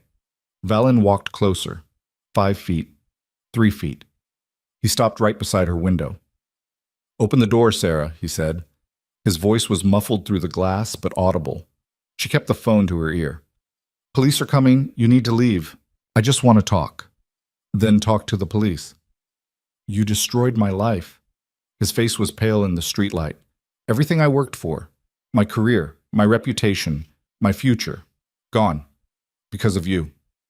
You destroyed your own life when you abandoned your patients. I didn't abandon anyone. I was doing my job, my real job, not playing hero like you. Sarah put the car in drive. Valen slammed his hand against her window. The sound made her flinch. Don't you dare drive away from me, he said. Don't you dare. Step back from my car. You think you're so special. Military hero, combat medic, everyone's savior. His voice was rising. You're a fraud. You're a nurse who got lucky, and when the medical board is done with you, everyone will see it. Sarah heard sirens in the distance, getting closer. Valen heard them too. Something shifted in his expression. This isn't over, you hear me? This isn't over. He turned and ran, not toward the hospital or the street, but into the shadows at the edge of the parking lot. By the time the police cruiser pulled up 30 seconds later, he was gone. The officers took her statement, searched the parking lot, found nothing. They put out a bolo for Valen and told Sarah to file for a restraining order first thing in the morning. She drove home in a daze, double-checked all her locks, pushed a chair against her front door, sat on her couch with her phone in one hand and a kitchen knife in the other, feeling ridiculous and terrified in equal measure. Her phone buzzed. Mercer. Police found Valen's car abandoned near the hospital. They're treating this as a serious threat. I've arranged for private security to watch your building. Don't argue. She didn't have the energy to argue. Sleep came in fragments. Every sound in the hallway made her jolt awake. Every car passing outside set her heart racing. By the time her alarm went off at 9 a.m., she'd maybe slept 2 hours total. The restraining order hearing was scheduled for 10 a.m. Margaret Torres met her at the courthouse with a thick file of documentation. The threatening note Carol Valen had described. The police report from last night. Witness statements from hospital staff about Valen's increasingly erratic behavior in the days before his termination. The judge was a middle-aged man with reading glasses and a no-nonsense expression. He reviewed the evidence quickly. Ms. Reeves, you're requesting a temporary restraining order against Dr. Marcus Valen? Yes, Your Honor. And Dr. Valen is not present to contest this? He's currently wanted by police for questioning, Margaret said. He confronted my client in a parking lot last night and fled when officers arrived. The judge made a notation. Temporary restraining order granted. Dr. Valen is to stay at least 500 feet from Ms. Reeves, her residence, and her place of employment. He is not to contact her directly or indirectly. This order is effective immediately and will remain in place until the full hearing in 14 days. He signed the order. Ms. Reeves, if Dr. Valen violates this order, call the police immediately. Don't try to handle it yourself. I won't, Your Honor. Outside the courthouse, Margaret walked Sarah to her car. This is a good step, but a restraining order is just paper. It doesn't actually stop someone determined to hurt you. I know. Mercer told me about the security he arranged. Keep them around and consider staying somewhere else for a few days, a friend's place, a hotel, somewhere Valen wouldn't expect. Sarah thought about it, then shook her head. I'm not going to hide. I didn't do anything wrong. Sometimes the people who didn't do anything wrong are the ones who get hurt. Then I'll deal with it when it happens. Margaret sighed. You're stubborn. Has anyone ever told you that? Frequently. Sarah's phone rang. Unknown number. She almost didn't answer, but something made her pick up. Miss Reeves, this is Detective James Kowalski with Riverside PD. We located Dr. Vallon about an hour ago. He's in custody. Relief flooded through her. Did he? He's unharmed. We picked him up at a motel outside of town. He didn't resist arrest. Kowalski paused. But we need you to come down to the station. There's something you should see. The police station was a concrete building downtown that smelled like coffee and desperation. Detective Kowalski met Sarah in the lobby. A tall black man in his 40s with tired eyes and a wedding ring worn thin. He led her to a conference room. On the table was a laptop, several file folders, and a cardboard box full of papers. We searched Vallon's motel room with his consent, Kowalski said. Found all of this. The laptop had emails, documents, search history. The box had printed materials, all of it related to you. Sarah looked at the box. What kind of materials? Articles about the chemical plant incident, printouts of your military service record. We're not sure how he obtained that. Social media posts about you, photos of your apartment building, your car, your daughter. Kowalski opened one of the folders. He also had handwritten notes, plans, we think, about how to discredit you, how to prove you're unqualified, how to make sure you lose your nursing license. Sarah's stomach turned. He was stalking me. It appears that way, yes. But there's more. Kowalski opened the laptop and turned it to face her. We found these emails in his sent folder, sent to various news organizations, medical boards, and licensing agencies.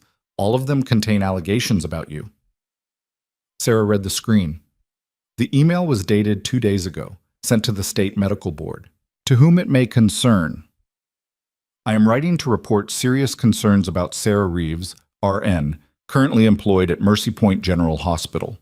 During a recent mass casualty incident, Ms. Reeves performed multiple procedures that fall outside the scope of nursing practice, including intubation, chest tube placement, and pericardiocentesis, all without physician supervision. While the hospital has chosen to frame this as heroism, the reality is that Ms. Reeves committed serious violations of medical law and patient safety protocols. Furthermore, I have reason to believe that Ms. Reeves's military service record has been falsified or exaggerated. I am attaching documentation that suggests significant discrepancies between her claimed combat experience and the actual records from the Department of Defense. I urge you to investigate this matter thoroughly before Ms. Reeves's reckless actions result in patient harm. Sarah looked up.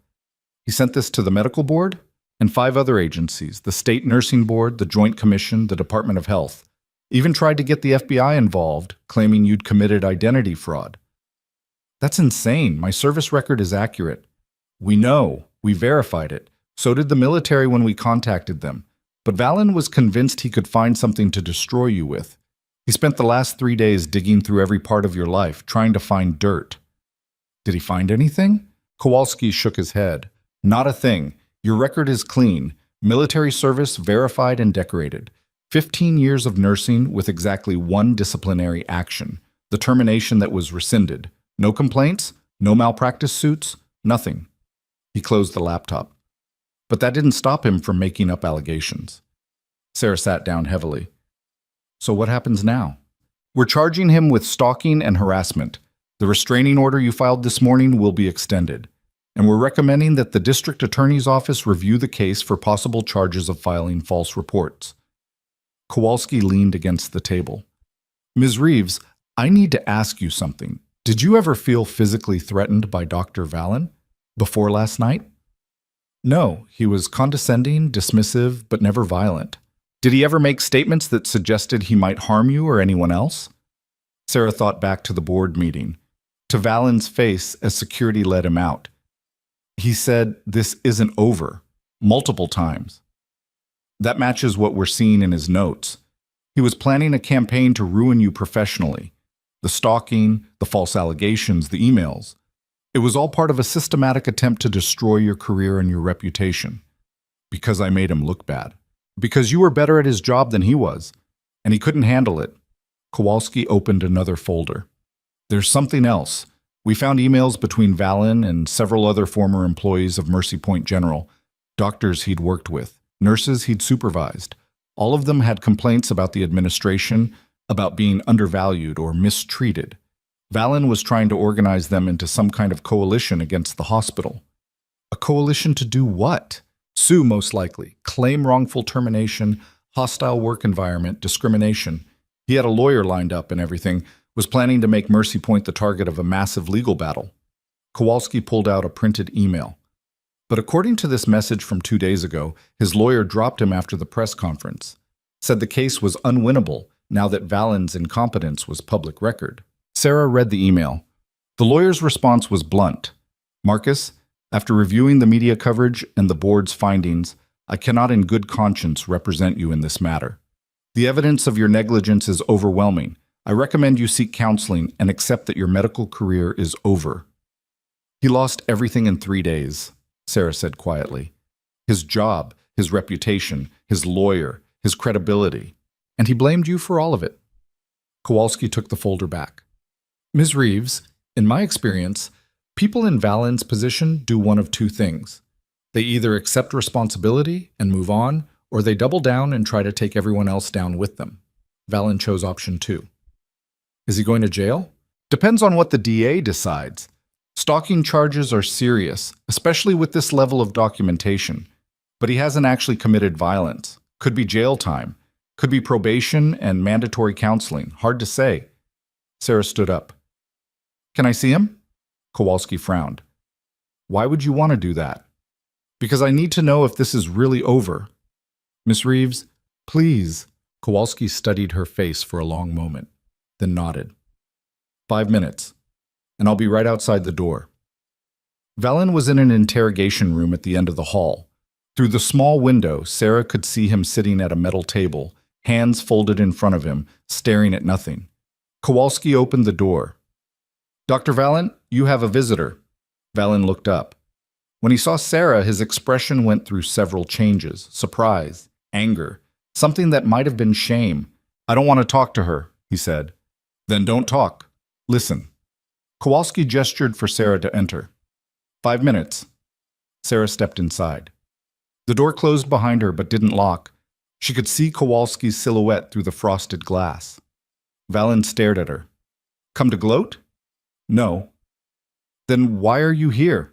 Sarah pulled out the chair across from him but didn't sit. I want to know why. Why you did all of this. The stalking, the lies, the harassment. What did you think was going to happen? I thought I was going to expose you for what you are, a fraud who got lucky. I'm not a fraud. My military record is real. My training is real. Those 12 patients I saved are real. You broke the law. I saved lives. You made me look incompetent. You did that yourself when you hid in your office while people were dying. Valen's hands clenched into fists. I was coordinating. I was doing my job as ER director. Someone had to manage the big picture. The big picture was 14 critical patients who needed a doctor, and you weren't there. Because you were. You just couldn't help yourself, could you? Had to be the hero. Had to show everyone how amazing you are. Had to make sure everyone knew that the big bad doctor was useless and the wonderful nurse saved the day. Sarah leaned forward. You know what the worst part of all this is? I didn't want any of it. I didn't want the press conference or the promotion or the recognition. I just wanted to do my job. But you couldn't let me. You had to fire me for being competent. You had to punish me for questioning you. And when that blew up in your face, you decided to destroy my entire life instead of accepting that maybe, just maybe, you weren't good enough for the job you were given. I was good enough, Valen said, but his voice cracked. No, you weren't. And deep down, you knew it. That's why you spent 8 months delegating every difficult case. That's why you fired me for making you look bad. And that's why you're sitting in a police interrogation room right now instead of working at a hospital. Valen looked away. You have no idea what it's like. The pressure, the expectations, everyone watching you, waiting for you to fail. I know exactly what that's like. I've been doing it for 15 years. You're a nurse. It's different. Why? Because nurses aren't expected to be competent? Because we're just supposed to follow orders and keep our mouths shut? Because you don't carry the same responsibility. I carried 12 lives through the worst night of their existence while you were on a conference call. Don't tell me about responsibility." The room fell silent. Valen's shoulders sagged. He looked smaller somehow, diminished. "I didn't mean for it to go this far," he said quietly. "The stalking, the emails. I just wanted to prove that you weren't special, that anyone could have done what you did. But they didn't. I did, because I had the training and the courage to act when nobody else would. And now I'm here and you're there, and everyone thinks you're a hero and I'm a villain." He laughed bitterly. "How's that for irony?" Sarah walked to the door, stopped with her hand on the handle. "You're not a villain, Dr. Valen. You're just a mediocre doctor who couldn't handle being shown up by someone you thought was beneath you. That's not villainy. That's just ego." She knocked. Kowalski opened the door. "Ms. Reeves," Valen called out. She turned. "I'm sorry for what I did. For all of it." Sarah looked at him for a long moment. "I hope you mean that. Because the only person you really hurt was yourself." She left without waiting for a response. Outside, Kowalski walked her to the lobby. "How'd it go?" "About as well as expected. For what it's worth, I think he's going to accept a plea deal. Probation, counseling, agreement not to contact you or work in healthcare again. His lawyer's pushing for it." "Good. The DA's also dropping the investigation into your actions during the chemical plant incident. Between the military verification, the patient outcomes, and the evidence of Valen's harassment campaign, they've determined that pursuing charges would be a waste of time." Sarah stopped walking. "Wait. What?" "You're clear, no charges. The DA's office sent a formal letter to the medical board recommending they close their investigation as well. Can't promise they'll do it, but it's a strong recommendation." Relief hit her so hard she had to lean against the wall. "You okay?" Kowalski asked. "I'm fine. I've been waiting for the other shoe to drop for so long that I forgot what it felt like when it didn't." Kowalski smiled. "Get used to it. Sometimes the good guys actually win." Sarah drove back to Mercy Point General in a fog. The DA was dropping the investigation.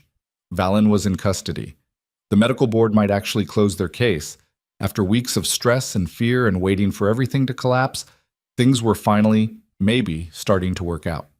The ER was busy when she arrived. Mid-afternoon shift change, new patients checking in, old patients being discharged. Helen saw her and waved her over. "You're not scheduled today," Helen said. "I know. I just needed to check something." "Check what?"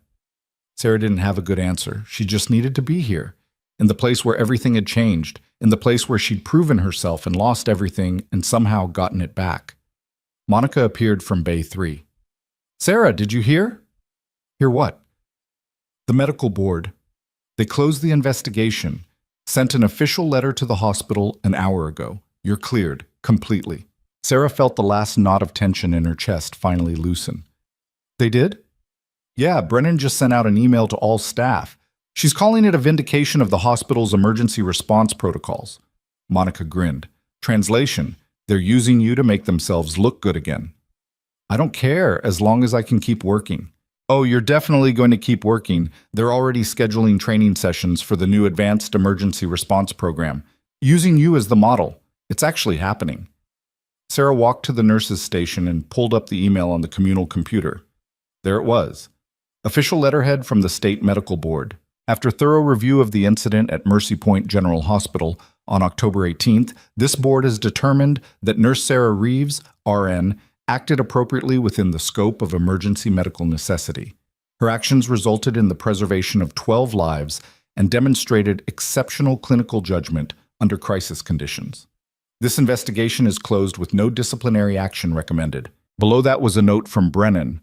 This outcome reflects the hospital's commitment to innovative emergency care and the exceptional skill of our medical staff. Congratulations to Sarah Reeves on this well-deserved recognition. Sarah closed the email and just sat there for a minute, letting it sink in. It was over. The investigation, the threats, the uncertainty about her future, all of it, over. She pulled out her phone and texted Emma. "Good news, investigation closed, everything's fine." Emma's response came back immediately. "Told you, you're a badass. When do I get to tell people my mom is famous? Never. But thanks. I'm proud of you. Mom love you too, kiddo." Sarah pocketed her phone and looked around the ER. It was the same space it had always been, same flickering lights, same worn linoleum, same smell of antiseptic and coffee. But somehow it felt different now, like she'd earned the right to be here instead of just being tolerated. Her pager went off. Trauma incoming. Motorcycle accident. ETA 4 minutes. Sarah stood up and grabbed a gown from the wall dispenser. Monica was already heading to Trauma Bay 1 with the crash cart. Dr. Sims appeared from the break room, looking annoyed at having her lunch interrupted. "Reeves, you're not even on duty," Sims said. "I am now." "You don't have to." "I know." The automatic doors burst open. Paramedics wheeled in a young man, maybe 25. His motorcycle helmet cracked, road rash covering his arms.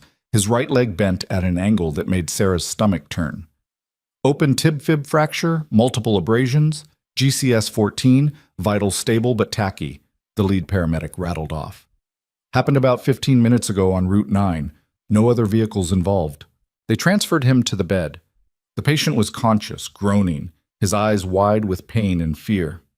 "What's your name?" Sarah asked as she cut away his jacket. Tyler Morrison. "Is my leg, is it? Your leg's broken. We're going to fix it. But first I need to make sure everything else is okay. Can you feel your toes?"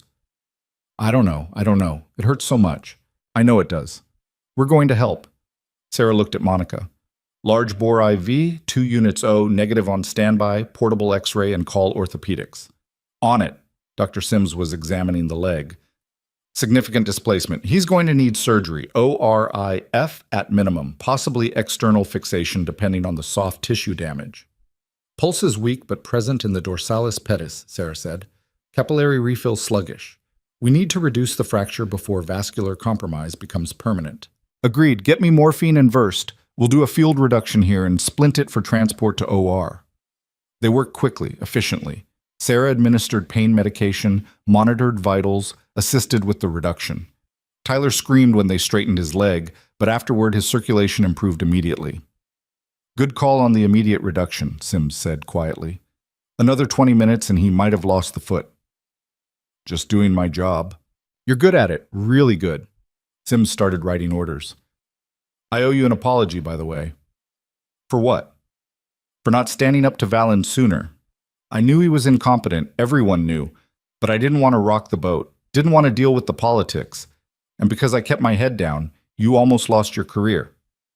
"You stood up when it mattered. That's what counts." "Still, I should have done it sooner." Sims signed off on the orders. "For what it's worth, I'm glad you're still here. This place needs people who aren't afraid to do the right thing." Tyler was stabilized and transferred to OR within the hour. Sarah finished her charting and was about to leave when her phone rang. Mercer. "Captain, heard the good news about the medical board." Word travels fast. "I made some calls, put in a few recommendations. Might have reminded them that prosecuting a decorated combat veteran for saving lives would be terrible optics." "Colonel, don't. I'm just returning the favor. You saved lives. Someone needed to make sure you didn't get punished for it." He paused. "There's something else. I've been in contact with the Army Medical Department. They're interested in your case. Specifically, they're interested in developing training programs that bridge military and civilian emergency medicine. They want you to consult." "Consult on what?" "Curriculum development. Protocols for utilizing military-trained medical personnel in civilian settings. You'd be helping train the next generation of combat medics and civilian nurses." Sarah leaned against the wall. That's a big ask." "It's an opportunity. Think about it. You don't have to decide now." "Okay, I'll think about it." After Mercer hung up, Sarah stood in the hallway for a long time, watching the ER flow around her.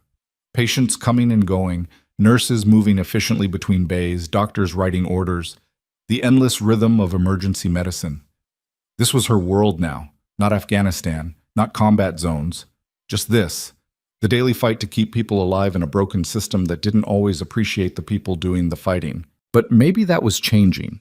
Maybe what happened with Valen and the board and the investigation would actually lead to something better. Better protocols. Better training.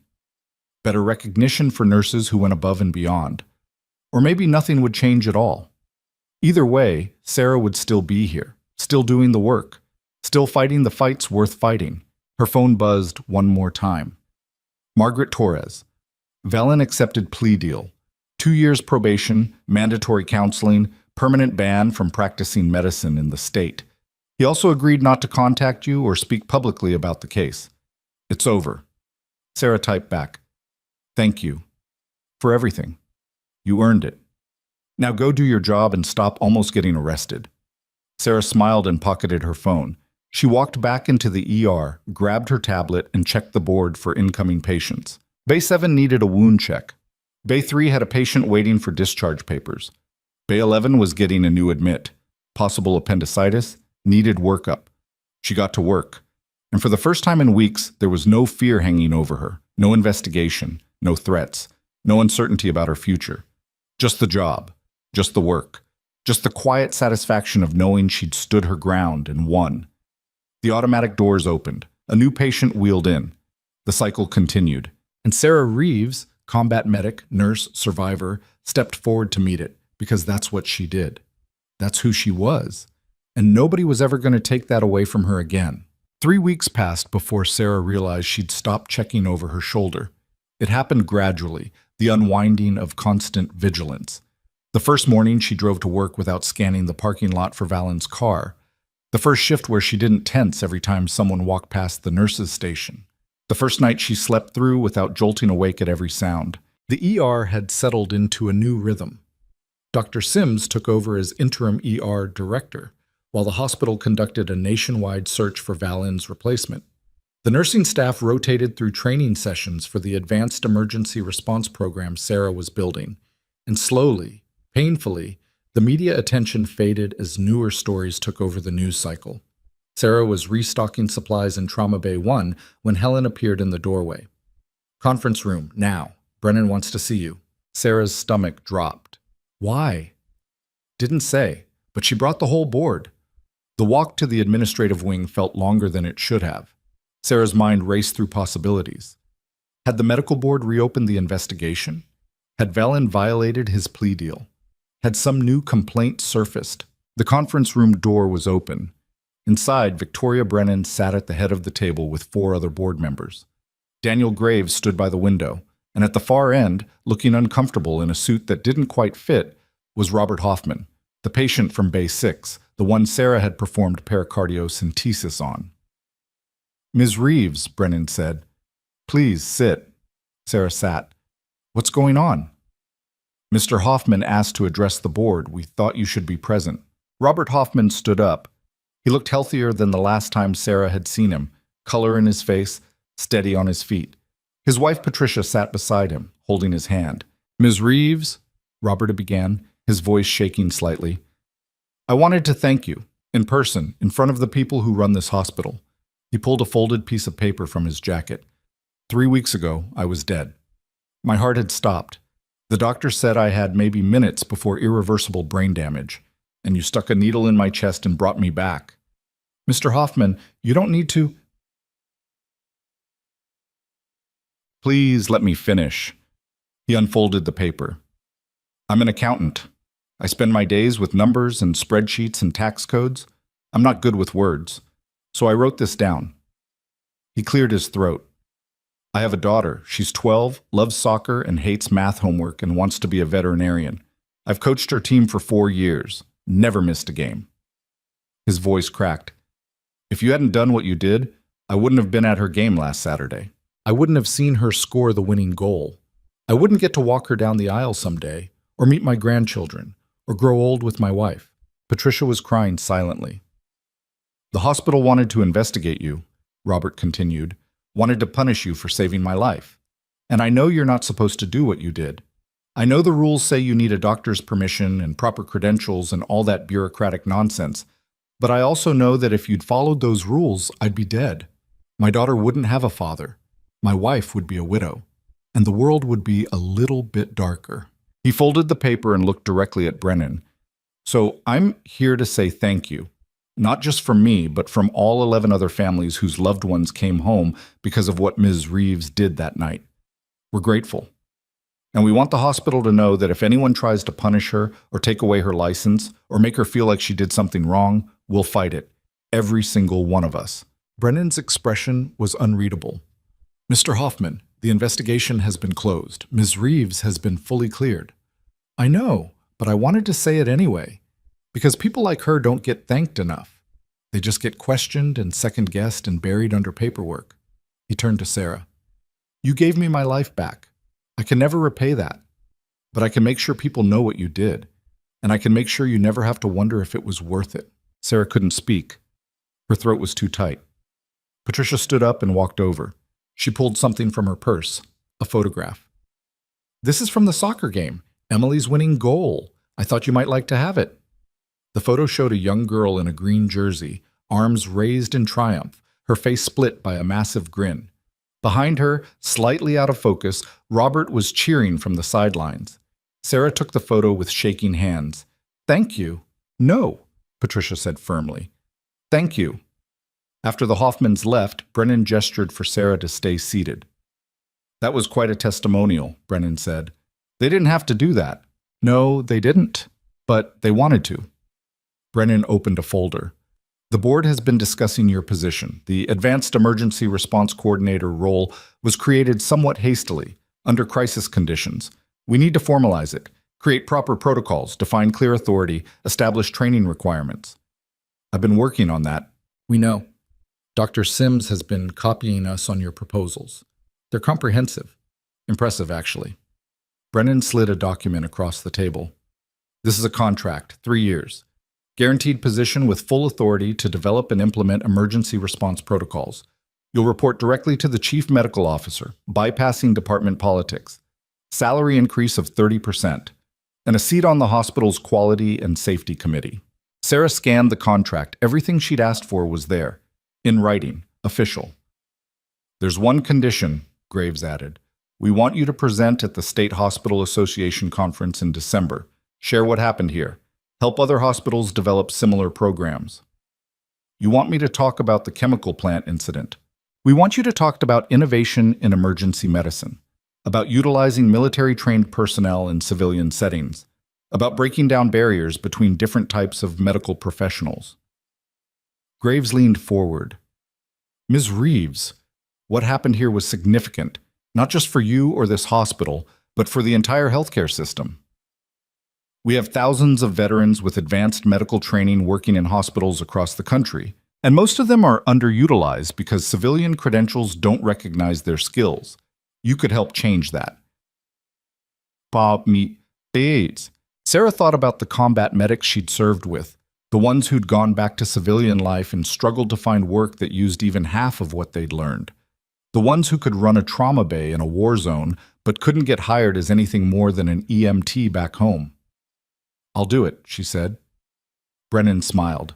Excellent. Sign the contract and return it to HR by Friday. And Ms. Reeves, welcome to the leadership team. Sarah left the conference room with the contract in one hand and the photo of Emily Hoffman in the other. She stood in the hallway for a moment, processing. 3 weeks ago, she'd been fired. Now she was on the leadership team. The hospital's transformation wasn't smooth or simple. The new ER director arrived in early November, a woman named Dr. Lisa Kaplan, who'd spent 15 years running a trauma center in Chicago and had exactly 0 patience for bureaucratic nonsense. She and Sarah clashed immediately over protocols, then discovered they agreed on almost everything important, then became something like allies. Your military training is wasted on basic nursing tasks, Kaplan said during their first real meeting. We need to leverage it properly. Emergency airways, procedural sedation, advanced trauma life support, all of it. But we need physician backup and clear escalation protocols. I've been drafting something. Good. I'll review it tonight. And Sarah? Kaplan looked up from her tablet. I know you've had a rough few months. I know Valen put you through hell. But I'm not him. I don't see nurses as subordinates. I see them as colleagues who happen to have different training. If you've got concerns or ideas, or if you think I'm screwing up, you tell me, directly. No politics, no hierarchy nonsense. Deal? Deal. They shook hands. The training program launched in mid-November. Sarah worked with Mercer to develop a curriculum that bridged military and civilian emergency medicine. They brought in Army medical instructors to teach trauma protocols. They partnered with the state EMS system to create cross-training opportunities. And slowly, other hospitals started paying attention. The phone calls started coming in. Hospital administrators from across the state asking how Mercy Point had developed their program, news outlets requesting interviews, medical journals wanting to publish case studies. Sarah deflected most of them, but some she couldn't avoid. The State Hospital Association conference was one of those. December arrived cold and gray. The conference was held in a massive convention center downtown, packed with doctors and administrators and healthcare executives in expensive suits. Sarah felt out of place in her business casual outfit, but Mercer, who'd agreed to co-present, looked completely comfortable. "You nervous?" he asked as they waited backstage. Terrified. "Good. Means you care." He adjusted his uniform. "Remember, you're not asking permission. You're telling them what works, what saves lives. They can take it or leave it." Their session was titled Military-Civilian Medical Integration, a case study in emergency innovation. Sarah had expected maybe 50 people. The room held 300. She walked to the podium. The lights were bright enough to make her squint. "3 months ago," Sarah began, "I was fired for saving lives." The room went silent. "I performed procedures I wasn't technically licensed to perform. I made decisions without physician approval. I exceeded my scope of practice in every measurable way." She clicked to the first slide, a photo of the ER during the chemical plant incident. "And because I did, 12 people who should have died went home to their families." She walked them through it. The mass casualty incident, the staffing shortage, the decision to act, the backlash, the investigation, the eventual vindication. "I'm not telling you this to make myself look heroic," Sarah said. "I'm telling you because this scenario plays out every day in hospitals across the country. We have nurses, paramedics, and military veterans with advanced training who are told to stay in their lane, to wait for permission, to follow protocols that were written for a different reality, and people die because of it."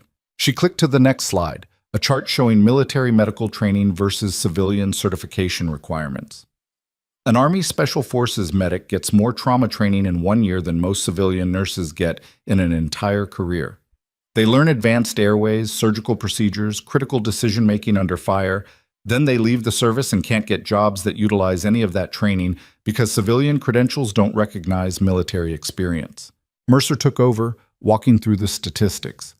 Hundreds of military medical personnel transitioning to civilian healthcare every year. Thousands of hours of advanced training essentially wasted.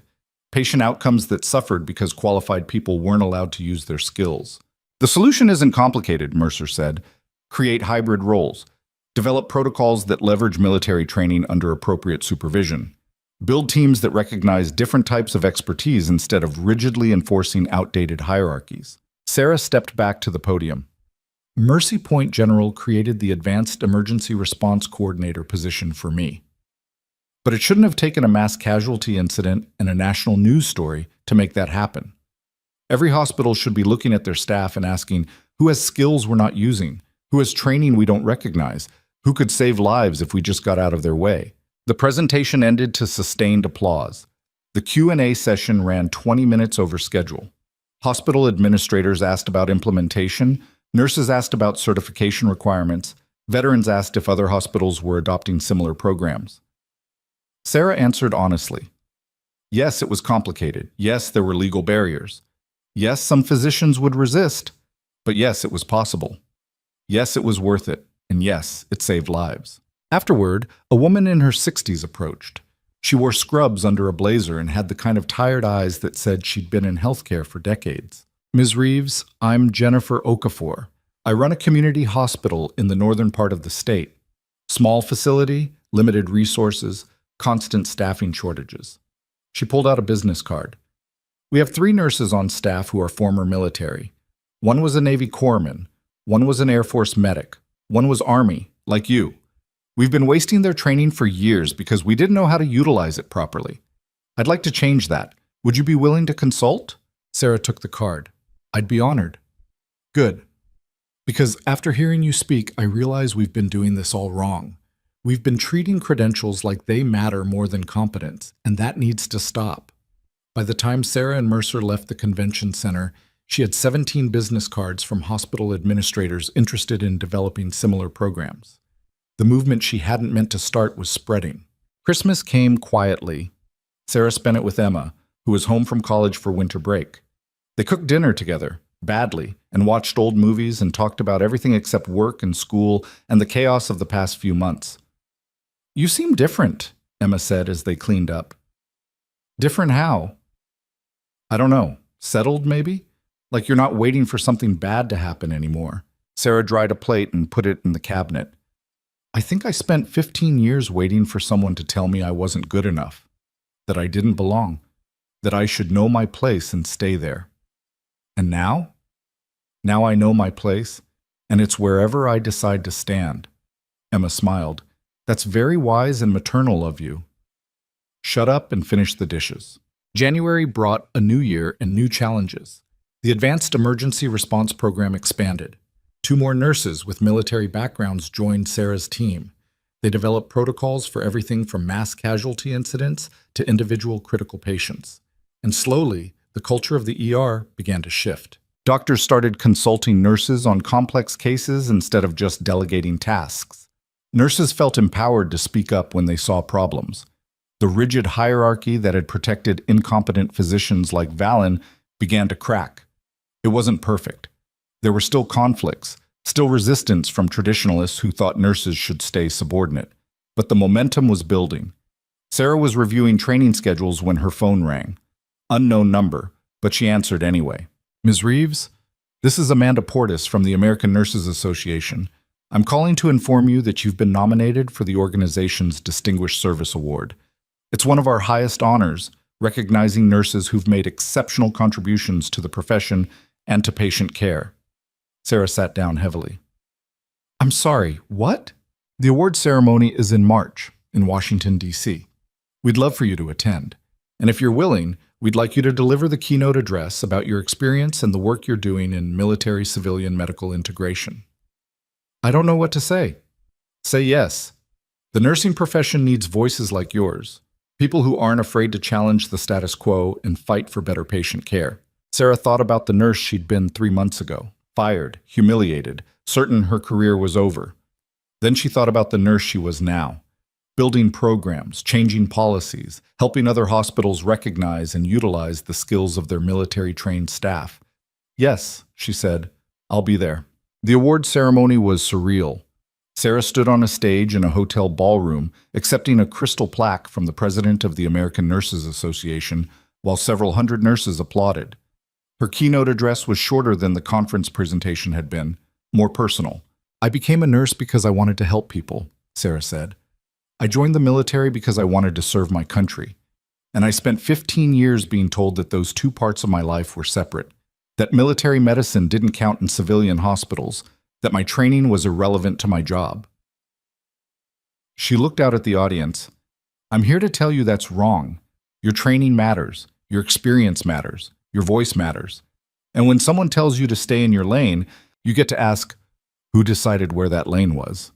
And who gave them the authority to put you there?" The applause was deafening. Afterward, nurses lined up to talk to her, to share their own stories of being underestimated, dismissed, told they weren't qualified or experienced enough, to thank her for standing up, to ask how they could create similar programs at their own hospitals. Sarah handed out business cards until she ran out, made promises to consult, to advise, to help however she could. On the flight back to Riverside, she stared out the window at the clouds below and thought about everything that had changed. The ER that had fired her had become the hospital that promoted her. The career that had seemed over had transformed into something bigger and more meaningful than she'd imagined. The quiet nurse who'd just wanted to do her job had become a voice for change in a broken system. She didn't feel heroic. She felt tired and a little overwhelmed and uncertain if she was really qualified for any of this. But she also felt something else, something that had been missing for a long time: purpose. Spring arrived with the kind of warm clarity that made winter feel like a distant memory. Sarah was in her office, an actual office now, not just a locker in the break room, when Monica knocked on the door. "Someone here to see you." Sarah looked up. "Who?" "Says his name is Marcus Valen." Sarah's blood went cold. "He's not supposed to be here. The restraining order expired last week, and he's not trying to come inside. He's standing in the parking lot. Says he just wants to talk. 5 minutes. Sarah stood up. "Call security. Have them standing by." "Already did." The parking lot was bright with afternoon sun. Valen stood near the entrance, hands in his pockets, looking smaller than Sarah remembered. He'd lost weight. His hair was grayer. He looked like he'd aged 5 years in 5 months. "Sarah," he said when he saw her, "thank you for coming out.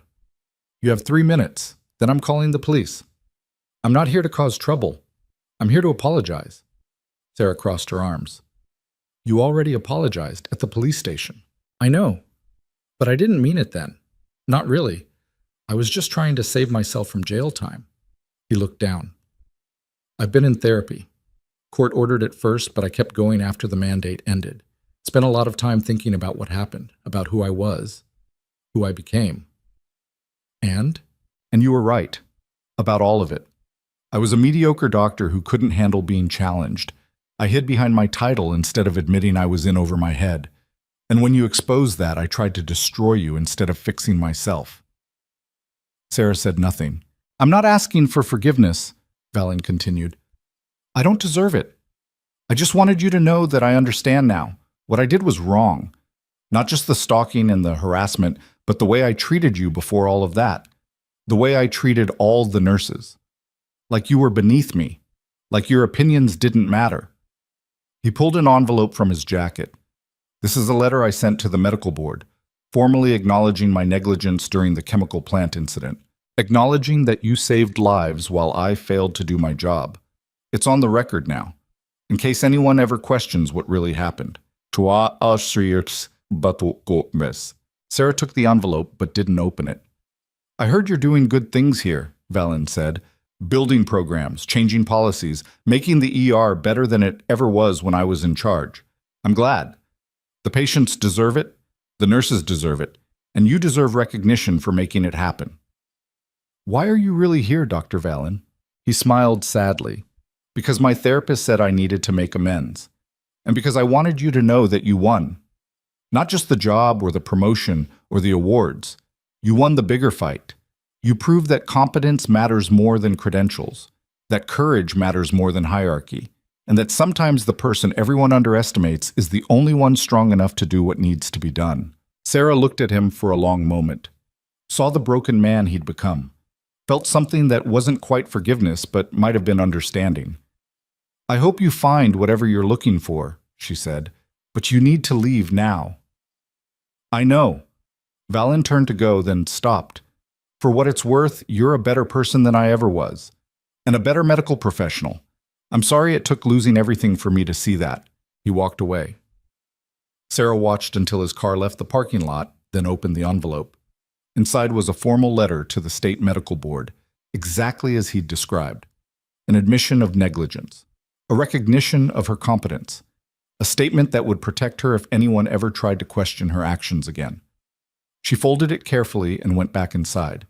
The ER was in full swing, patients in every bay, nurses moving efficiently between rooms, Dr. Kaplan barking orders with the kind of controlled chaos that meant everything was working exactly as it should. Monica saw Sarah and grinned. Did he actually apologize? Yeah. Do you believe him? Sarah thought about it. I think he believes himself. Whether that's the same thing, I don't know. Well, either way, he's gone and you're here. That's what matters. Sarah pulled on a fresh pair of gloves. What do we have? Bay 3 needs a wound debridement. Bay 7 is a possible MY waiting for cardiology. And we've got a trauma coming in. Motorcycle versus SUV, ETA, 3 minutes. I'll take the trauma. Sarah headed to Trauma Bay 1 and started prepping. She'd done this 1,000 times now. Would do it 1,000 times more. And every time there was a chance to save someone, to make a difference, to prove that competence and courage mattered more than any title or credential. The automatic doors opened. Paramedics rushed in with the trauma patient. Sarah moved forward to meet them. Because that's what she did. That's who she was. Not a hero, not a victim, not someone to be underestimated or dismissed or told to stay in her lane. Just a nurse. A damn good one. With skills earned in war zones and emergency rooms, with the strength to stand up when others backed down, with the courage to do what needed to be done, regardless of the cost. She'd been thrown out of this ER once, told she wasn't good enough, told she didn't belong, and she'd walked back in and saved 12 lives. Now she was changing the entire system, not just for herself, but for every nurse and veteran and medical professional who'd ever been told they weren't qualified, weren't credentialed, weren't worthy. The woman they tried to throw out had become the one leading the way forward, and she wasn't done yet. Not even close. Because the fight for better healthcare, for recognition of competence over credentials, for breaking down barriers that protected incompetence, that fight wasn't over.